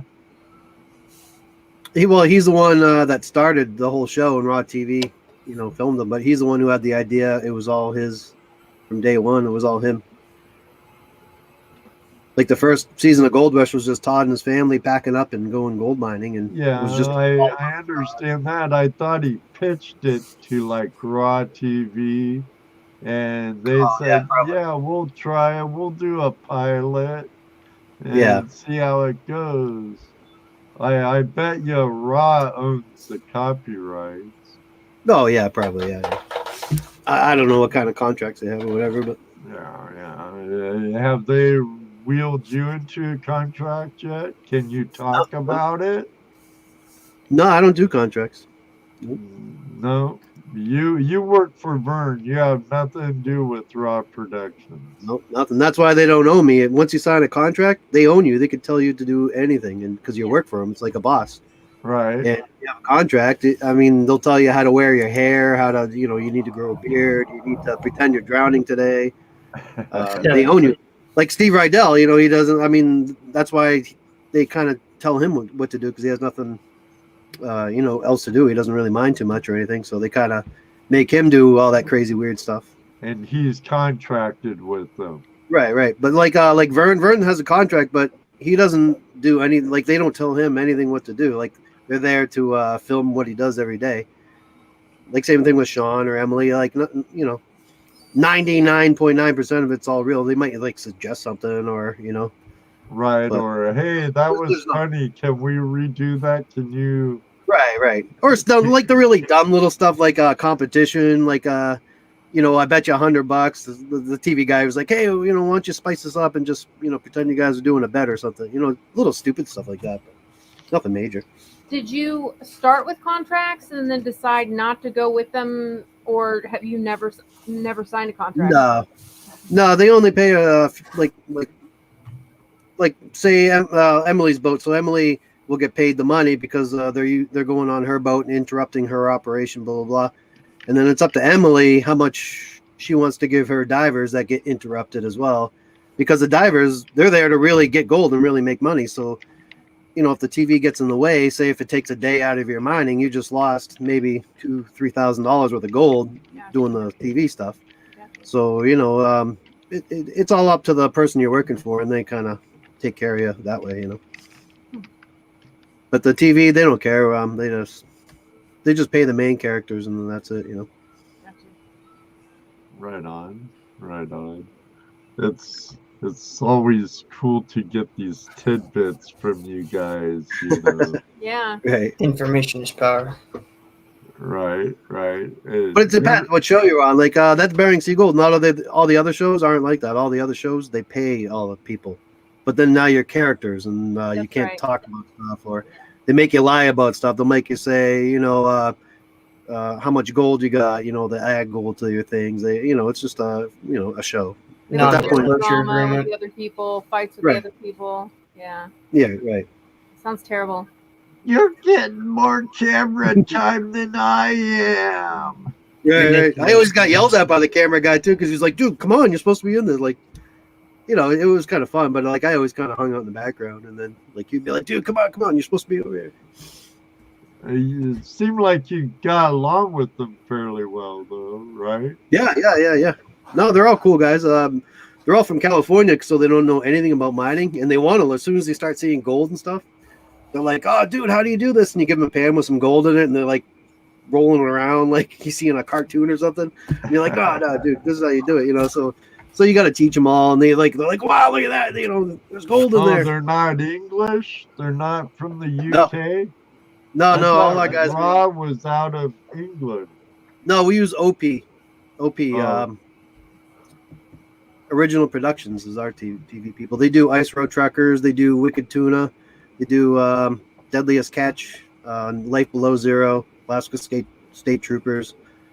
They do like all They the actually sent me an email once or Yeah. twice. I've gotten a few of them, but all the ones I get, I'm just like, no, not interested. It's fun. I mean, the TV thing's fun. I did it twice. I think I'm done unless maybe I do get a contract or something. But I did it twice. You know, it was all summer long.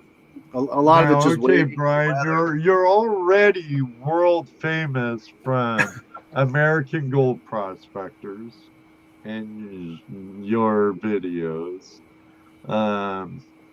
Has anyone yet come up to you and say, "Dude, I saw you on Baron C. Gold, man.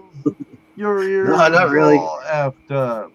I really don't go out much, to be honest. I don't really go out to the bars, or I kind of stay at home. Well, I mean, I'll go to the Gold enough Show. of Like, that getting in trouble in your adolescence and young adulthood, you've kind of mellowed out like me in your age, haven't you? You I always like going. Stay out of trouble. Yeah, I mean, I really don't go out to the bars or anything. I mean, in Nome I will, but when I'm here at home, pretty much I just hunt or fish or prospect, or the only public thing I really do is probably go grocery shopping or something. And yeah, I don't really go anywhere. So I'm always out and about. Like I'm going to California this weekend, so I'll be at the Gold Show. People know me there. But Are you going to Amra? yeah, I'm gonna work over at the booth for him. That's cool. You were talking about that the other day. Nick Molnar goes, "You need to listen to the photographers or the photographers, Brian. I know I am one. You all never listen." No. No. It's like, what do you mean, producer? What do you mean, camera guy? Yeah, they kept on saying that because, like, I would say something that's like was funny, but it was in the moment, and he was like, "Oh, dude, that was awesome. Say it again." I'm like, "Dude, fucking, you're the camera guy. You're supposed to get it the first time." It's like, I can't do that again. It was like, you know, a one-liner that was perfect or whatever, and he wasn't there to be. They always keep on trying to do that stuff. Jesse Mendez wants to know if you're coming to the Gold Show in Ohio. When's that? May. Ooh, May. May 14th, I think it is. 14th and 15th, I think. I'd have to look at my calendar. If I'm around, hell yeah. If not, that might be on my other computer. 14th and 15th, I believe, in Columbus. Yeah, maybe if I'm around. That's really close though for me to go to Alaska. I'll probably be going to Alaska right at the end of May. So. Well, you could stop by on your way like you did when you stopped by here. I'll be flying. Flying? Yeah, I got to fly it over to Chicken. I'll be in Chicken in May, towards the end of May. Yeah, because that comes with the whole dredge package and everything, right? Now, are you stuck? You use that whole 6-inch or 10-inch the whole time you're there? Yeah, so over in Chicken, they have two different things. They got a commercial side, and then they got a customer side. So if you're a customer, I think it's like $3,500 or $4,000 for the week or 10 days. And they take care of everything, breakfast, lunch, and dinner. You keep all the gold you find. You could dredge all day, all night because it's 24 hours, 7 freaking daylight. And they give you all 6 inches. And that's how, so I went there like 2 years ago as a customer. I paid the money. I was on a dredge, and I dredged my ass off, and I worked hard. I did really good, you know. And then the owner's like, oh, dude, you're a dredging machine. They're like, we have a commercial side. He's like, do you want to come work for us on the commercial side? I'm like, damn, that sounds like a good opportunity. But believe it or not, I was like a week before I came on here, Vernon called me and asked me to go to Nome. So right after this, I'm going to Nome to go work for Vernon. They're like, oh, that's too bad. I was like, well, how about next year? I can come down here a week early instead of going back to Nome, or a month early. And I'm like, yeah. So that was this spring, and so I went all of June and I worked on the commercial side. So on the commercial side, they got a 10-inch, then they got an 8-inch, and they got a Super 6. So me and Gary went on the 10-inch for a month. And then Don from Amra and John Ratley from Amra, those two guys ran the 8-inch, and the Super 6. Actually, the Super 6 wasn't running. So it was John Ratley, Don, I forget his last name, Springfield or Springfield or something, and then me and Gary were there all of June. And that is, if you're on the commercial side, it's nothing at all. You don't pay nothing. You go there, you work. You work 8 hours a day every day, and they give you breakfast, lunch, and dinner, and the dredgers keep 50% of the gold, and the owner gets the other 50. So it didn't cost me nothing but a $400 plane ticket. Oh, cool. So you just give up 50% of the gold, which is fine because that dredge is probably $100,000 dredge, so we don't have to pay any bills on that. Oh, yeah, I'm sorry, we paid the fuel. The fuel came off the top. I think it was like 400 gallons of fuel we used. So we got 30 ounces of gold and only 400 gallons of fuel, Try that on Gold Rush. In Gold Rush, they probably use 1,000 gallons of freaking diesel a day. They get 1,000 or 2,000 ounces, but, but they that's use a whole different beast of Yeah. mining compared to what you do and stuff.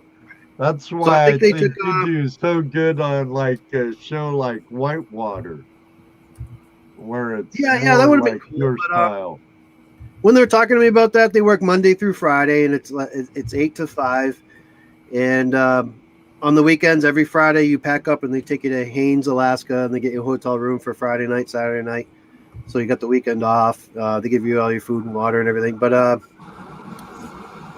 don't know. I'm kind of glad I did the Bering Sea Gold one instead of the Whitewater. I mean, the Whitewater have been cool, but they're not really like dredging. They're like more interested like moving rocks and just doing like things that you shouldn't be doing. Like I talked to the guys that are on the show. Like they didn't find the bedrock. Dredge in areas like that, you have to move rocks. Yeah. Just I know a bunch. I've moved tons of rocks in the plunge hole on my old claim. Never got to the bottom. I move right. Yeah, no, you got to the bottom. Well, like they'll pick an area. Like they should have started where there's visible bedrock because they had no idea how deep that bedrock was, and they spent the whole first season just trying to get to the bottom of like where if they went up like 100 yards, there was visible bedrock where they could at least started where the bedrock was and see what kind of gold was in the area instead of like wasting a whole season trying to unknown depth of bedrock. It could have been 100 feet, and I think it wound up being 25 feet or 20 feet down the bedrock. And if you're using a 6-inch dredge to dredge 20 feet, it's going to take you all year. And I think with the first season, they only found like 3 ounces of gold or something. So it's not. Yeah, it was. It's not a good method to dredge blind and unknown, But I don't know. That's their show. I mean, that's all up to them. I wasn't there, so I don't know the facts and fiction of it all. But it's a cool show. I mean, Brian's all grown up. He doesn't need me to call to curb his fear. and GoPro Unlimited, big rocks, big gold. Yeah. Oh yeah.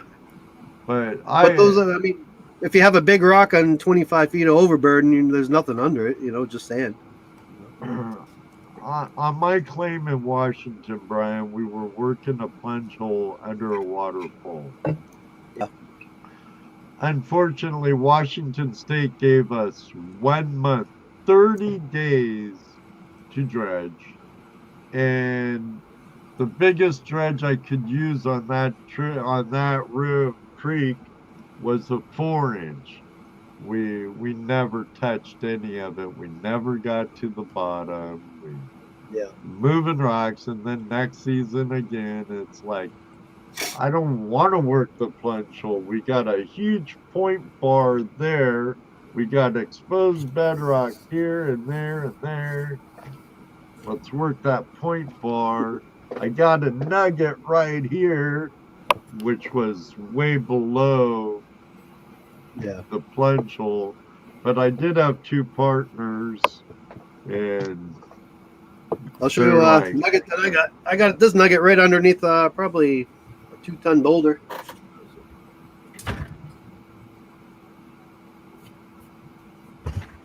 Ooh, gold here's porn. some gold porn, Jeff. This one. This one is not my biggest, but this one's an 8.2, and that baby was sitting right underneath a textbook, right underneath the big rock. It looks like a little fish or snowmobile or something. You have my address. And then only probably 10-15 feet away was my biggest one, which is this one. This one's 9.6. Where are those from? Nugget. Alaska? No, New England. Oh, Maine? In there. No telling Maine. No telling me. There's no gold in Maine. This one's New Hampshire nugget. I'll tell you this one.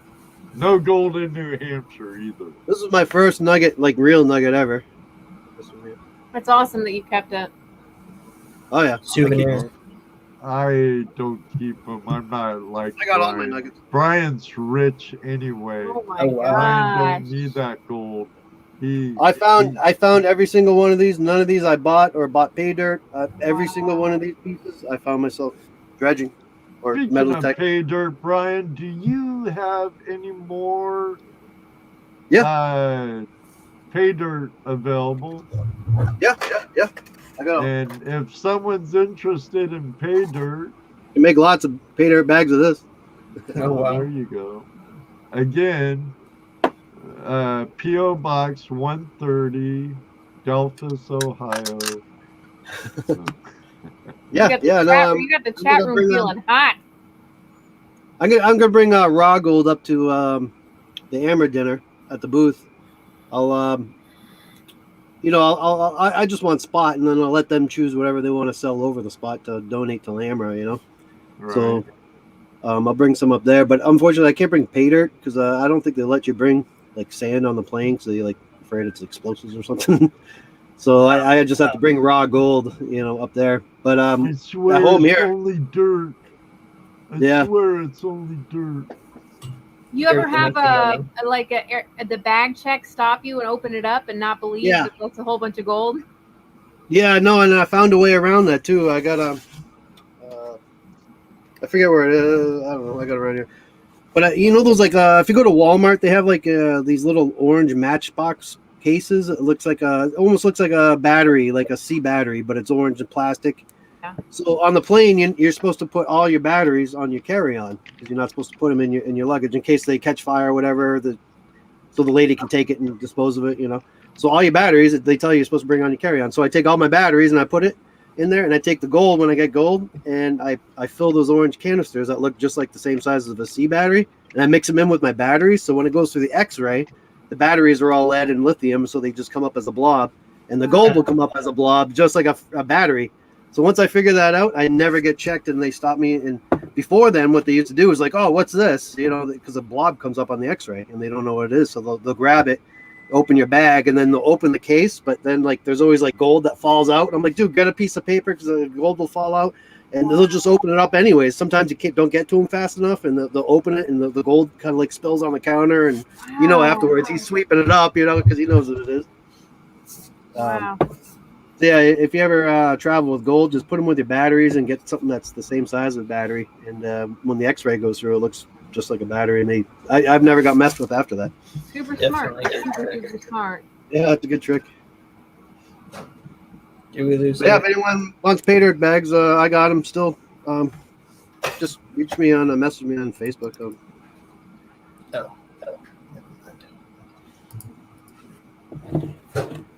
I'm not super big into it. I'll just do it probably till Christmas, and then whatever I don't sell, I keep. So the more I keep, the better.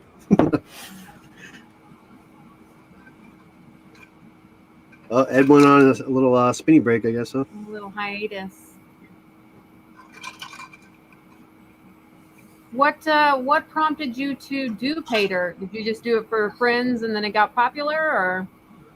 Yeah, I just do it. Like up in Nome, you could just sell all your gold. Like everyone else up there, before they leave, they just sell it, and they give you 80% of spot up there, and you just cash it in, and boom, take your money. But usually, I like keeping the gold. But then people kept on messaging me like, "Oh, do you have any Nome gold? I want some Nome gold." And so many people did it. I was just like, "It'll be better if I just make up like, 30, 40 bags and just let whoever wants it just contact me and buy it." Do you like to keep your gold in hopes that it's going to climb higher and higher in value? No, I just so hard to get. I mean, I almost died like 10 times for this right here, and it's like you don't want to get rid of it. Yeah. I think I It's feel like- the same way. Yeah. I mean, it's always good in the bank. I mean, in case you need money one day, you could sell it. Yeah. I don't need to sell it right now, but I'd rather just keep it. But if you ever need to, you can sell it. So Yeah. I'd just rather look at this than like a pile of cash. Yeah. It's fun. And plus, the longer you hold it too, yeah, it does go up in value. But I mean, I would never get gold just because to think it's going to be worth more someday. I mean, it just stores your value. So, $1,000 worth of gold right now buys you $1,000 worth of goods, and 10 years from now, if it buys 2,000, it'll be this, the same. Yeah. It doesn't really go up. It just, keeps the even flow. Yeah. So I would never suggest anyone to buy gold as like to make money or anything. But if you get it for free, hey, it's worth it. Yeah. I'll let you guys go. I gotta go get some things done. See you All the right. next time. Thank you, Willie. Mm. Have a good one, buddy. Do you ever mail gold to yourself, Brian? No, I just keep it on the airplane when I just keep this right in my carry-on. Any gold I get, it's always in my carry-on, and I travel with it. And then as soon as I get home, I'll make up some pay dirt bags, and then the rest I got one of those big Cabela safes, and I just keep on the crap in there. But in Nome, actually, I was nervous because up in Nome, I was responsible for holding on to all the gold, which is kind of scary because on the boat, I mean, sometimes I stayed on the boat. I slept on it. And then sometimes you wake up and there'll be like, like light guys in there, or camera guys, or like sound guys, and people putting up stuff for the boat. And there's like always people rolling on in the boat and people taking tours or whatever. So, having a whole bunch of gold just kind of sitting around on the boat was kind of sketchy. And I was responsible. If it was gone, it was my fault. Maybe a lot of stress. Yeah. Yeah, in Nome they have Wells Fargo, and Wells Fargo had a security box. So I just went down there and took my own money and bought a security box to put all the gold in, and kept all the gold in there. Smart. Yeah, that was a smart decision.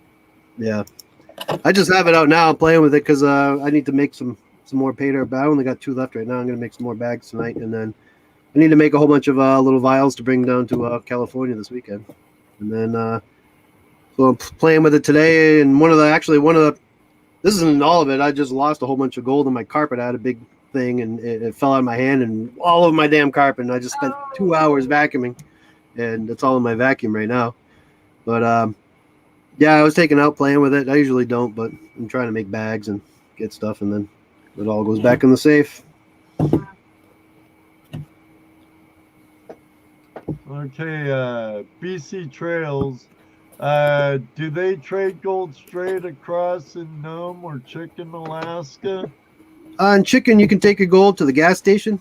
So when they fill up, they'll go once a week or once every 2 weeks to get fuel, and the gas station will take gold for your fuel bill.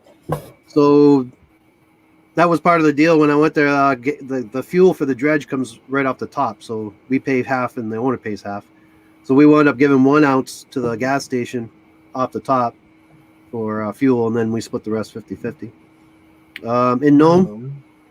In Nome, there's just gold buyers. So the gold buyer will buy anything, even if you have a gram. If you go to the beach and you get 6 grams for the day, just messing around on the beach, you can take that 6 grams, go right to the gold buyer. He'll just give you cash on the spot. And there's no record of it. Like you go there, he just asks you what's your first name. You can make up any name you want, Mickey Mouse, Jimmy, Sarah, whatever you want. So you sit down, you say, I'm Jim. He writes Jim on the thing, and then he weighs your gold. Okay, 6 grams. And today's spot, and then he just gives you 80% of spot price in cash. Boom, boom, boom. And a couple times I was there, Gary cashed in some of his chicken gold, so we cashed it in, and it's just amazing. He goes over to the safe. He grabs it was a $10,000 stack. It even had the ribbon on it, $10,000. And he goes, poop, pops it right on the counter. And he's like, oh, we were getting ready to go. He's like, oh, no, I sold you a couple more. And he takes a few more hundreds, 1, 2, 3, 4, 5, 6, laying on the counter. And Gary's eyes are like lighting up. It's pretty cool. So yeah, up in Nome, just the gold buyers will take the gold and trade it in. Do you guys have to worry about thieves or pirates? No, everyone's armed. Our neighbor actually everyone's armed. got it. So one night I brought a pistol with me. I kept it right on my bed, and I was just chilling out, and it was probably like 11 o'clock at night or something. And all of a sudden I hear boom. I'm like, what the fuck? I figured maybe the neighbors were just out partying or something, because it's not unheard of to just start shooting guns up there. Yes. So, but anyways, I was like, I don't know. So I went to reach for my gun just to make sure it was still there in case shit was going down or something. And it wasn't there. I forgot it in the car. It was in the car. I'm like, oh shit. I was like, I don't know what's going down. Maybe I should go up. And so I went up to go grab my pistol. And my neighbor was outside with a .357 Magnum shooting at some guy that was trying to steal his car. So, oh god damn. And then we chased him down into underneath a building, and so the guy was under there and he was getting ready to shoot him. I'm like, dude, just call the cops, whatever. Fucking the cops came. They said they shined the flashlight on him, like, oh yeah, he's down there, but there's nothing we can do. And the cop got in and left. Wow. They're not like real cops. They're like I don't know, like isn't that Indian trash land? Yeah, they're like Indian cops. So they're agents. Yeah. Tribal police. Yeah, like tribal police or something like that. They do have state police there, but they didn't come. They don't care. Yeah. They don't care because like the state police just come up to do like a 3-week thing, and it's not their beat. They're people from like California, but they did something wrong in the department, so they had to like leave for a couple of weeks. So they go to Nome to do the time in Nome, and they just sit in their cars. They want nothing to do with Nome or people, and they don't really do anything up there. But yeah, no, everyone's armed up there, and especially Nome, like everyone knows everyone. If someone does something bad to someone, there's nowhere to go. It's one small town. Yeah. And once word gets around that you're a bad guy, you won't be welcome in Nome anymore. Yeah. You're screwed. You're screwed. No matter what you do, someone finds out. You can't steal nothing. It's a huge issue with prospectors and miners anyway. Right. So, yeah, you can either boat out or fly out, and until then, but the super cool thing in Nome is like no one's greedy either. Like people will come to Vernon all the time and ask to borrow stuff, and Vern never asks for money, and a lot of the times he doesn't get the stuff back. But like if Vern needs something, he just goes to them and they give him. I mean, I'm talking like $1,000 items, Yeah. Like if if our generator breaks, like. Someone will say, oh, I got one, come grab mine. And then they give it to us and just forget about it or just don't care. But then later on, Vern's like, or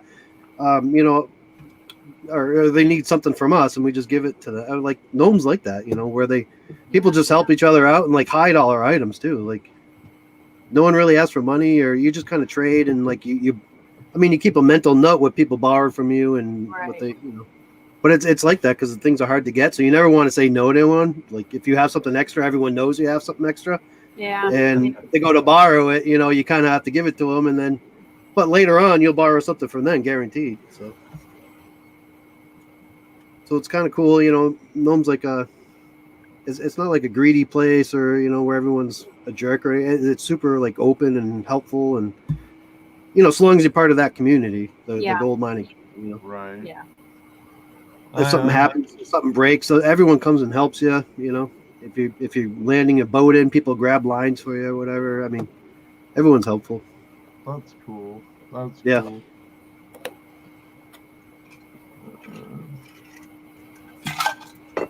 Guys, Jeff's talking about shoot first, ask questions later. Yeah. So, what are Kelly's? What are the Kellys like? Oh man, actually, you'll see it next season. But Vernon almost beat up Brad Kelly, the old man. Oh yeah. Oh man, it was a huge fight. I won't ruin it. It was really funny, but it just came down to Brad Kelly wanted to borrow a trailer from Vernon because Vernon has a trailer. Like I said, everything's open, so he knew we had a trailer. So he came over. He's like, "Oh, Vernon, I got a trailer. Can we just use it?" And Vernon's like, "Listen, I don't know how you're going to mess it up, but I was like, I know you're going to mess it up somehow. But he's like, you can borrow it if you don't mess it up or something along those means. It was all on camera too. And it was just natural because it really happened, you know, so they just happened to get it. And we never thought anything of it. So later on that day, he took it and he went to grab the Reaper because I think one of his pontoons had a hole in it or something, but he had to take the Reaper out. So he put the trailer down and put the Reaper up on the trailer, but only went halfway onto the trailer and pulled it out. And the whole back end lifted the trailer up and was like bending the whole trailer, and 3 of the tires popped on it. So when Vernon drove by, he's like, oh, I know those freaking guys would mess it up, and the tires are all off the trailer, all popped, and the trailer was all like bent, and it was dragging the bottom and ripped all the lights off the trailer and everything. So Vernon was pissed, and they were still trying to move it. So Vernon hopped out of the car and went over and was, you know, yelling at him. He's like, that trailer stops right here. I don't want to see it move another inch. Get that freaking boat off my damn trailer right now. And so anyways, we went back to our boat, and probably like 10 minutes later, they started moving the trailer. I mean, Vernon really let him have it. Like, this was no joke that he probably should not move the damn trailer. And so Vernon got in this truck, did this huge burnout. I mean, the camera guys will love eating this shit up, you know. He was doing a fishtail burnout, goes over there, parks right in front of him, goes over and he was going to rip him out of the car. And he was like, let's go right now. Throw, motherfucker, throw. And they're like getting at it. And Brad backed down. He's like, oh, Vern, you know, I fight dirty. I'll just kick you in the knee, because everyone knows Vernon just got a knee surgery. So he was like, I'll kick you in your goddamn knee. So they almost got in a huge fight and do all this, that. And then, Andy started getting into it, right? So I see all this happen. I start going over, and I'm like, oh, damn, Andy's over there. It's like, I'm going to have to get in a fight with Andy. And Andy's a big, big boy, you know. He's a tough guy, you know. I'm like, oh, shit, it's going to be Brad and Vern and me and Andy. I'm like, oh, no. So I start going over there, and then Andy gets out of the car, and then he was like, kick his ass, Vernon. I'm like, oh, thank God. And then so 2 days go by after that, and we're in the parking lot, and we see Sean. Sean's like, you can see him on the phone, and he's all pissed off, yelling at this. And then Chris Kelly comes up off the dock, and then they started going at it, a huge fight. And actually, no, he fought Andy. So Chris was there, but Andy came over, and Andy and Sean got in a big fight. And Sean actually had 2 black eyes, and they're rolling around on the ground, throwing punches. And that was because Chris actually went onto the claim he wasn't supposed to be on. He was mining right behind Sean. So Chris, I mean, they are what they are on TV. That's not really made up shit. Oh yeah, really? I mean, they know they're being filmed, so they kind of want to start crap, you know, because they. Right. But it's true. I mean, they really are. And another time, I went up to the Reaper because it was out of the water. I'm looking at it. I'm like, you know, one of the propellers is half broken. And I was showing the camera guy, and I was like, dude, do these guys know that their propeller's broken? I'm like, oh, no, they have no idea. They said it was shaking a lot, but they didn't know why, and that was like a couple weeks ago. I'm like, dude, you have half a propeller right here. That's probably why it's shaking. So, I mean, all their stuff's all junk. And then one more story right before I left. It was only a couple weeks. It's a sad story, actually. But so Chris Kelly's on the Mistress. It's kind of like it's an excavator dredge, like the Christine Rose. So he's running that this year. And so his crew actually, they have wells where the spuds come down on either side. So there's a spud, and then there's like another cylinder that the spud rides up and down on. So when they park somewhere, the spuds go down. So when the boat's mining, the spuds are down, but the boat's riding, you know, and so that spud's going in and out of those wells, you know. And one of the guys like slipped and falled. And now there's supposed to be safety cages around these wells so people don't get hurt, right? So one of the guys like fell because there's a whole bunch of rocks on the deck, and he grabbed the spud well, and the spud came in and just trashed his hand. It looked like a hamburger. I think he lost like 2 or 3 fingers. I bet. I've worked on a commercial reclamation dredge before for a while. It was a small one. It's only an 8-inch. It had a cutting head on it. Yeah. And there's a lot of stuff that can happen if you're not careful. I could just think of something like the Christine Rose or the Mistress, or, you know, it wasn't the Mistress, used to be AU grabber. Franks, Yeah. AU grab. Yeah. Actually, it's Vern's barge. That barge is actually Vern's. Oh, But it is used to be it? the AU grabber, and then now it's the Mistress now. And Chris really Now, doesn't know it. There was some kind of bad deal where it actually kind of Chris didn't pay for it actually, and it owns the other guy owns. I don't know. There's a big deal about it, and he was going to get it repossessed anyways, as usual. now does Oh, and then Bryson. That's right. Bryson was working for him, Chris Kelly. So Bryson's like Pioneer Polly's best friend or something, and he came and worked with us for a little bit, but he was on Chris Kelly's barge, and he worked there 3 or 4 weeks and kept on promising money, and Bryson had absolutely no money at all. I guess he went up there thinking he was going to make a lot of money or whatever, and they promised him, probably so much per week, and he was up there like 3 or 4 weeks, didn't get a penny from him, and they never paid him, so he left and he came with us. Wow. But that didn't last very long either, but that's a different story. But yeah, they don't pay anyone. They don't. it seems like they get ridden out of town. Yeah. They Just did. go back to Hawaii or whatever. Well, they're almost the superstars of the show because everyone likes that. Not the prospectors per se, but everyone 99% of the people watch Bering Sea Gold. They're armchair people, armchair dredgers, or just people looking for entertainment, or they don't know anything about gold mining. They're just, so 99% of their people love seeing all the chaos and all the drama. Oh yeah, that's why they keep doing it, Drama But us gold sells miners, we don't. TV. Yeah, Drama sells movies. Yeah. Well, Brian, it's 10 o'clock. All right, cool. I need a spinning break anyway. Thanks for calling in and filling us in on your adventures and your experiences on Bering Sea Gold. And Brian, we always like your company, and if you're ever in Ohio, and I don't care what my neighbor says, you can park wherever you want on the street. At that time, they just filled in that area where you parked and sunk in your trailer. Yeah. They just fixed a water main there like a day or two before, and Brian pulls in. Yeah. Oh, I just hope I was thinking that the there. neighbor is gonna get like super mad because he left that note on my car that he was mad that I was in his driveway, and then I tore up his whole lawn when I left. So I was thinking, oh shit, he's gonna think I tore up his lawn on purpose, That's actually city property. That's actually city property anyway. Oh, good. So, all the way to the telephone pole is city property. I tried to pull up nice, but it was just wet. It was wet anyway, and your trailer and truck's heavy anyway. Yeah.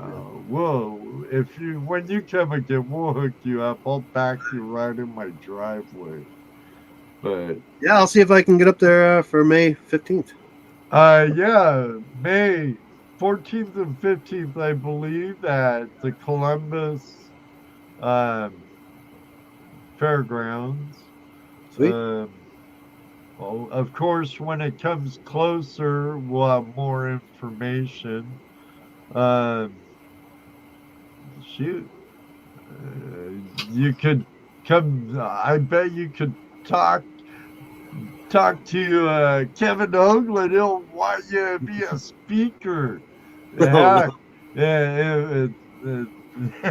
and someone might even pay for you to come be part of it. Yeah. Swiftwater did that in the Arizona Gold Show. Kevin went up to him and made him talk, and it was funny. I went in and heckled him when he was doing his talk. Right, I remember that. Old Swifty doing a seminar at GPA Golden Treasure Show. Yeah. With old Swifty. And camping's available. Jess, you all have my trailer there. Dana will have his. I don't know if Jesse will be in a trailer by then or a hotel. I don't You guys, know. you set up a booth? We'll be in the panning zone like we are every year. Cool. Andy, how you doing? Lost Boys Recovery. How you doing? Yeah, it's weird He'll not having be Jesse here. on the show in a couple of weeks or I everything's all messed up in my studio here right now. My studio. I don't have my whiteboard with my guest list up here that's usually there. It's a mess. About as messy as my shop. And you've seen both of them. Yeah, You've but it's seen all a mess of cool stuff. Sluices all over. You got piles of gold all over and pans and not so much gold anymore. rocks. You got a whole bunch of rocks. You got everything over in that shed. I have a shitload of rocks. Beep. No, it's not really junk. It's a whole bunch of cool stuff. But yeah, you got a lot of it. Right. I appreciate it, Brian. But I hope to see you before too long. Cool. If I head to Arizona, I'll stop by. Gold Pan Dan, I'm about ready to end the live stream. I have to wake up early in the morning. And, Gold Pan Dan. I'm trying to get this thing. I'll bring him in for a second. He's waiting behind scenes, Brian.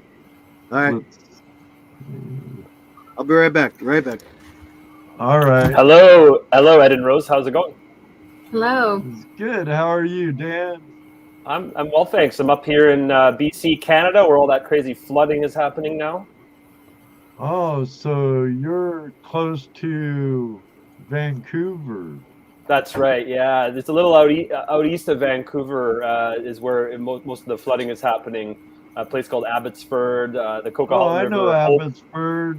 That's right. Yeah. I used to go up to Sumas quite a bit. Okay. Yeah. We had a place girlfriend of mine was a bass guitarist in a band that played a lot in Sumas at that time.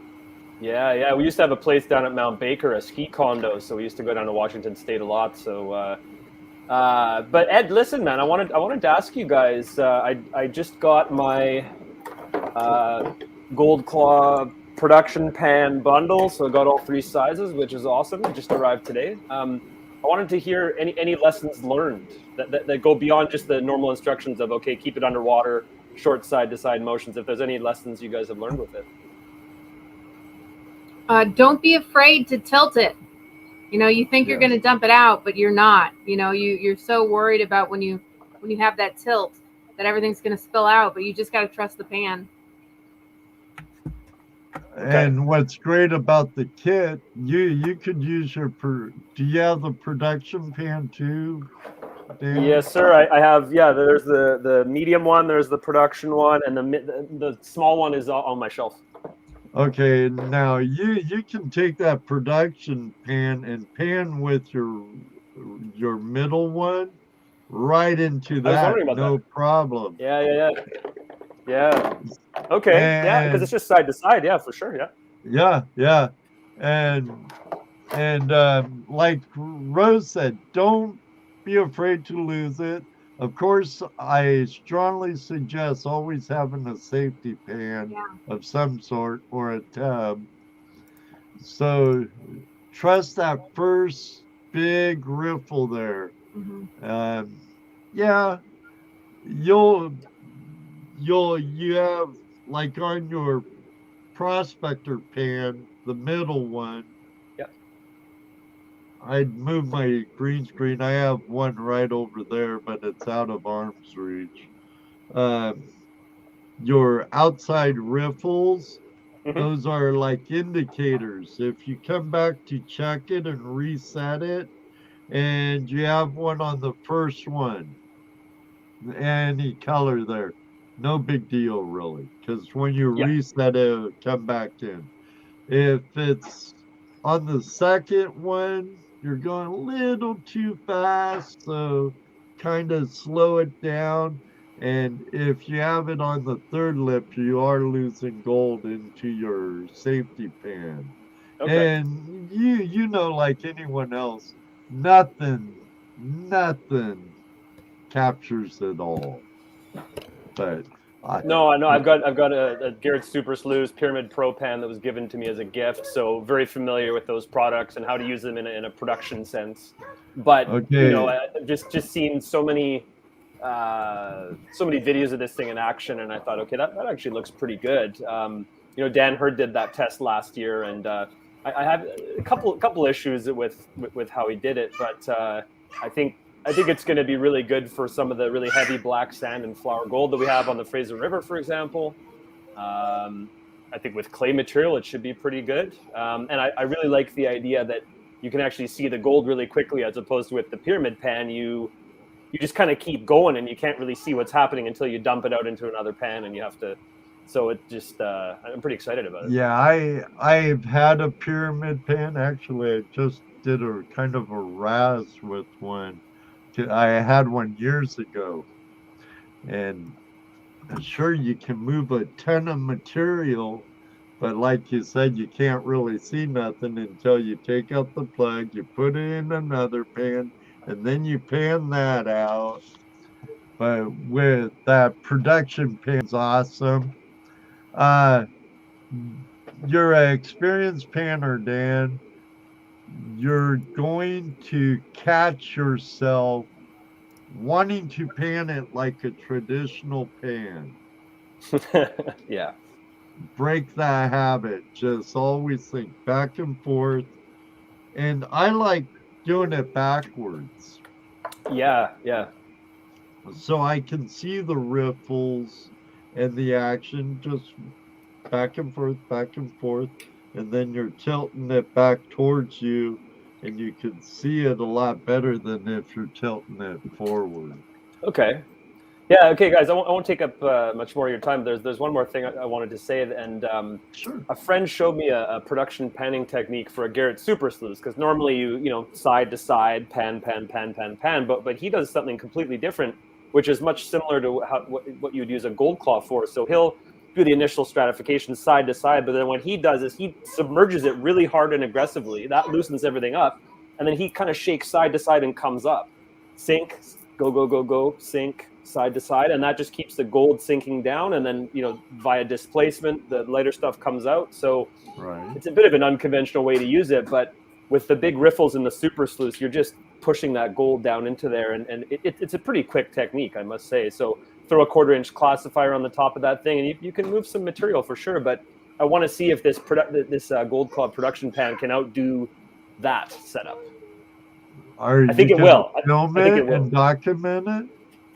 I guess I could. I haven't made any YouTube videos or anything, but Yeah, that'll be a cool video.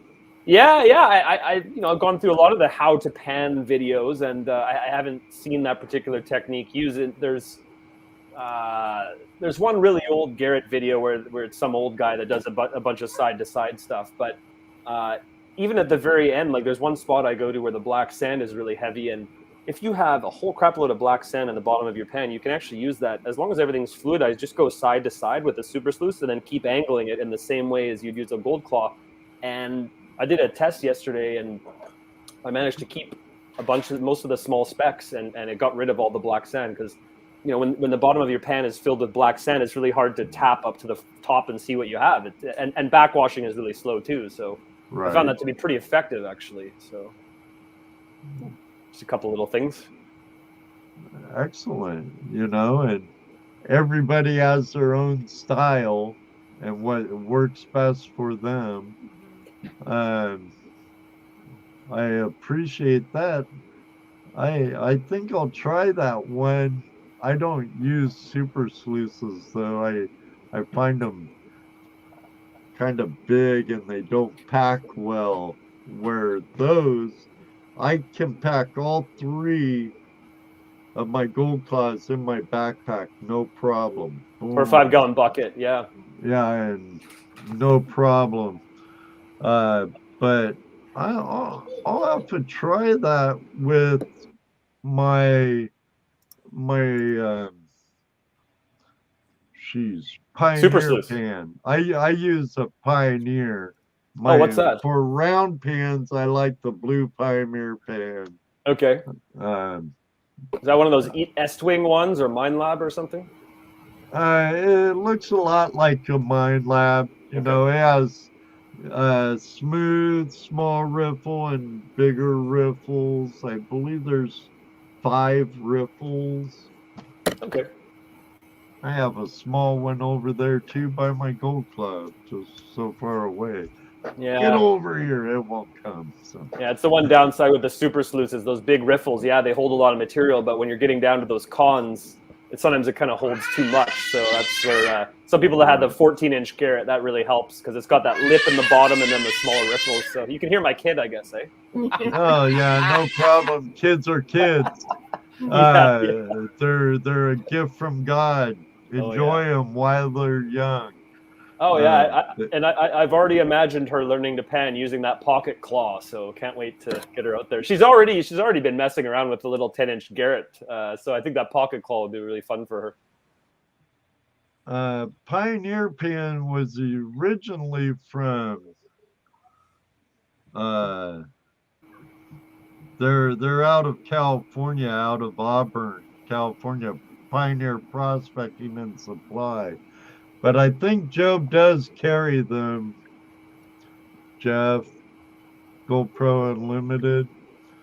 But I like it because back in the day, I'm from Skagit Valley. Okay.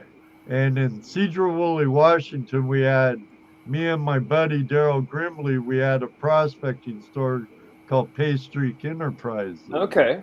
And my favorite pan back then, that was, oh my God, decades ago, over 30 years. You're not that old, come on. 60. So, but I was using a gold pan called the Klondike pan. It was a beautiful blue pan, big, nice riffles, had 3 different smooth, small riffle, finish riffle, and then a more aggressive riffle. And that's why I like the Pioneer pan a lot. I like the Mind Lab pan quite a bit. I do have a couple of Garretts, but I never got the feel with the super sleuths. I know, like Pioneer Polly loves them. I know Dan Hurd loves them. One of my favorite YouTubers in the world, Darcy Cooper, another Caribou Mining District legend there. Legend for sure, yeah. He loves the super sleuths. I hear a lot of good things about it, but you know, everybody has their preferences. You know? Absolutely. Opinions are like a-holes, you know. Yeah. I love the cheapest, most flimsy pan. That's the one I like. I don't like using any riffles. I like just, even if a pan has riffles, I use the other side. I just those really cheap $6 like Chinese pans. They're real flimsy. I love them. Well, I mean, I'm not panning in the river. I'm just doing like final cons or whatever, you know. Yeah. You know, if you're panning in the river, yeah, probably those big sluices are better. But oh, okay. I was hoping you were going to say that like the $6 flimsy one is like your best production tool. No. But when you clean it up, those little tiny, you know, cleanup, they're perfect for cleaning up. Oh yeah, anything in the right hands, right? Yeah. Right. However, I will say, and guys, I realize I'm taking your time, and you were saying you wanted to end the call, but I received this thing, and it just looks like a freaking Ferrari when it first came. Like it's just awesome. Isn't she a beauty? Oh. You could blaze through 3 gallons of material with that pan there. There's a guy, his name is Stuart Dinka, Dinkha. He put up a YouTube video. And I timed him. He did 3 gallons in 20 seconds. The creator of that, Clint Washburn, can do 3 gallons in Yeah, so I'll bet. fast. Yeah, I mean, it's obviously going to depend on the amount of black sand, and there's some places here where there's just ridiculous amounts of it. But in light black sand and light clay, you're just going to rip through material with that thing. Oh yeah. Don't they make an even bigger one, like a super huge one? Yeah. Keep Yeah. on working at it. You know, trust the riffles. Reset it a lot. You can even use it for dry panning. The gold Yeah, that cloud was one of the things that great for attracted me dry to it. panning. Yeah. I don't have to dry pan a lot. We have plenty of water here where I am now. Yeah. And even back home in Washington, we had plenty of water. Yeah. So, Well, we had a heat dome here up in the Pacific Northwest this summer, and for the first time ever, we were dry classifying down here on the coast. Usually in the interior of BC, it gets pretty hot. There's some semi-desert areas there, and you can dry classify there. But even on the coast this summer, in the Okanagan. Yeah. But even on the coast, we were dry classifying in some places, and that's never really happened before. It was nuts this summer. Yeah, So I heard Seattle and stuff was into the hundreds and stuff. It's like my kids, I have kids down in the Olympia area, and they're like, Dad, it's crazy. It's 115 up here. I'm like, what the? Maybe global warming is real. I don't know. You know what? And gold in prospecting the perfect antidote to get away from everything that's happening. Hey, you got heat domes. We had, for the first time ever here in Vancouver, we had a small tornado a couple weeks ago. That's never happened that I recall. Now we got massive biblical flooding. We all know what's going on with the pandemic. So it's just gold is the perfect antidote. Oh yeah, great for social distancing and setting your mind free and just saying the heck with it. Out in creation, get a little color. It's quite therapeutic. Yeah. Anyway, guys, thank you so much for letting me come onto the chat here. Oh, you're more than welcome, Dan. Thanks for joining us. Okay. Good night, guys. Later. Good night.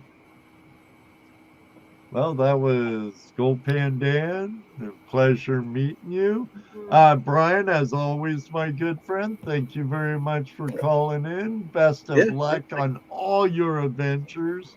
And I know I'll see you again, so we'll see. Our trails will cross. Rose says, it's been awesome having you back. We've missed you very much. Missed you guys right back. Yeah. Don't do nothing too crazy. Please heal and get totally well.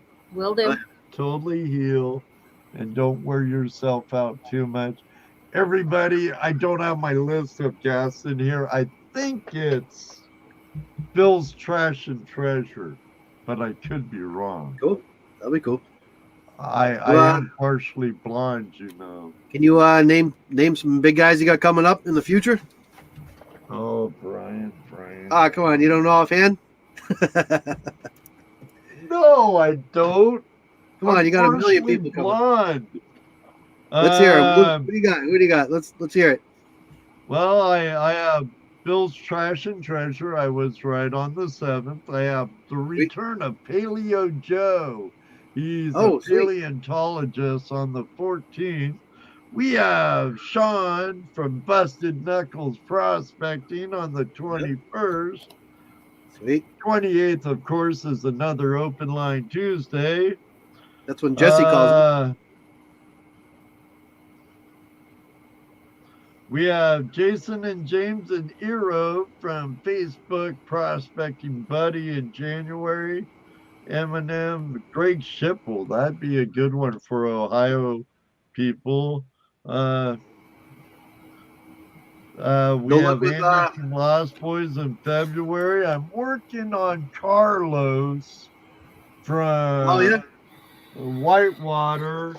And that's cool. We've had Casey Morgan on before when we had Chris on. Mm-hmm. How about Kayla? Who? Kayla Nugget Johnson. She was on this season. She was on Whitewater this season. Kayla Nugget Johnson on Facebook. Look her up. She was in charge of the team. Oh yeah. Yeah. I was talking to her before she went on the show. I did have Ryan on last year. Yeah, I have Kayla. I can message her for her and tell her, you're all legit and everything. But message Sure, Kayla if Nugget you Johnson. ever want to whisper in anyone's ear for me, Brian, No, she'll be an awesome guest. She was the girl that was in charge of the team. So far, I've only seen 1 or 2 episodes of the Whitewater, but she's on right now on Fridays, I think, or something. Oh, I'll have to watch. Yeah. I was with Whitewater. I started all over. I binge watched your season of Bering Sea Gold. Then I went to Whitewater, and I started up more. And then you gotta have Darcy Cooper. Come on, you gotta get him. I do have Canadian channels on. I've had AU Amigos on. We just but you haven't had Darcy Cooper on, Nick. You need Darcy. Oh, Darcy I'd love Cooper. to have Darcy Cooper on. I'd love to. Yeah. I believe me, I've been after that guy for years. I know. But he would be an awesome guest to have on. Oh, I'd love to have him on. I don't know about that, Dan, but yeah, he's out on his claims a lot, but he's making a documentary, and I can't wait till it's made and available. I've seen this kid grow up. He's a legend. Darcy's a legend. How about Dave McCracken? Ever try him? Dave McCracken of good old 49ers. Awesome guest. New 49ers. I should send him an email. That would be cool. Speaking of AU Amigos, here's one of them in the house right now. That's right, Klondike Mike. That's right. But yeah, I'd love to have Darcy Cooper on. Don't give up. Contact him again. That's right. He was more receptive the last couple of times I talked to him. So he must be getting better internet service and phone service up in Barkerville. He's up in the I know he mines the Caribou District, but I believe he lives in Barkerville. Yeah, that's cool. Yeah, contact Kayla. She'll definitely come on. She's on Facebook. Kayla Nugget Johnson. I am making plans to have one more pan on too. There's another Canadian right there. But drop, be a bird on her shoulder for me, Brian. No, I think she'll definitely do it if you ask, for sure. And then I'll CC her too, So we've been talking a lot in California. I was actually trying to get her on Vern's boat last year, but right as we're trying to get her, Fred Hurt was trying to get her too, so it was kind of cool. Fred beat out. Yeah, Fred beat. Yeah, Weekends in Haynes compared to. But yeah, Kayla's a really awesome girl. She's up on K9. She's on Facebook a lot. She makes jewelry. She does all this handmade jewelry that she makes from the nuggets that she finds. But before she was doing Whitewater, she was she dredges all by herself, as far as I know, on the K9 Peninsula on a 6-inch, and she's a dredger. She dredges all summer long, and this was her first season doing Whitewater. She went on Whitewater this season, and she was in charge. I've charge of the crew. Some women dredgers on before, like Shawana, Alaskan Shawana from Bering Sea Gold. She was nice, pretty. Oh, this Kayla's really pretty. You get a lot of viewers that week. Oh yeah. As long as my Flash fam's happy and we have, gotta love the Flash fam. But again, thanks for the super sticker. Who was that? Was that Nick Moeller who gave me the super sticker? It ain't showing me anymore. Again, Brian, thank you. Rose, again, thank you. If I'm not careful with you guys, we'll go in another half hour of overtime. All right, Flash fam, thank you very much. Next week we're having Jan and what the hell's his name? I think it's Jesse. Jan and Jesse from Bill's Trash and Treasure joining us. That should be a good show. They're out of the Arizona area, I believe, or California, one of the two. You're welcome, Mountaineer Michael, another Washingtonian. Gary Curry, Nick.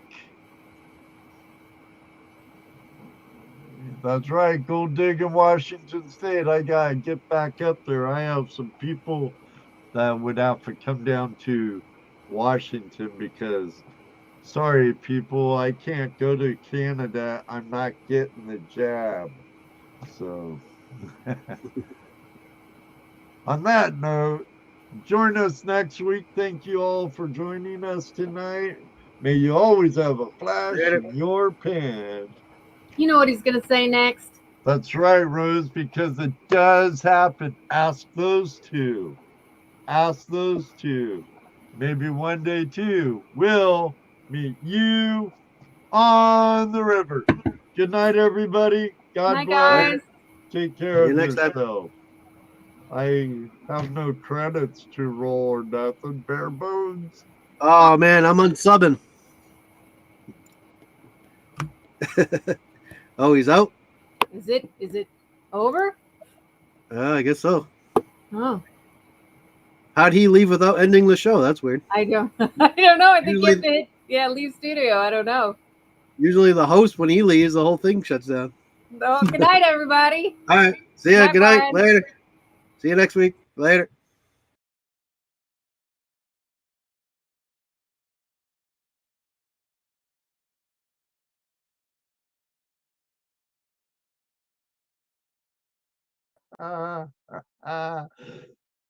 Told ya.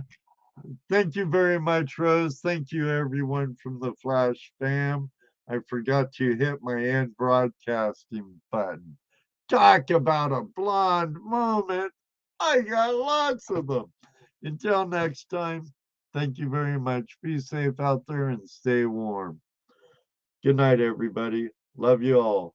Peace.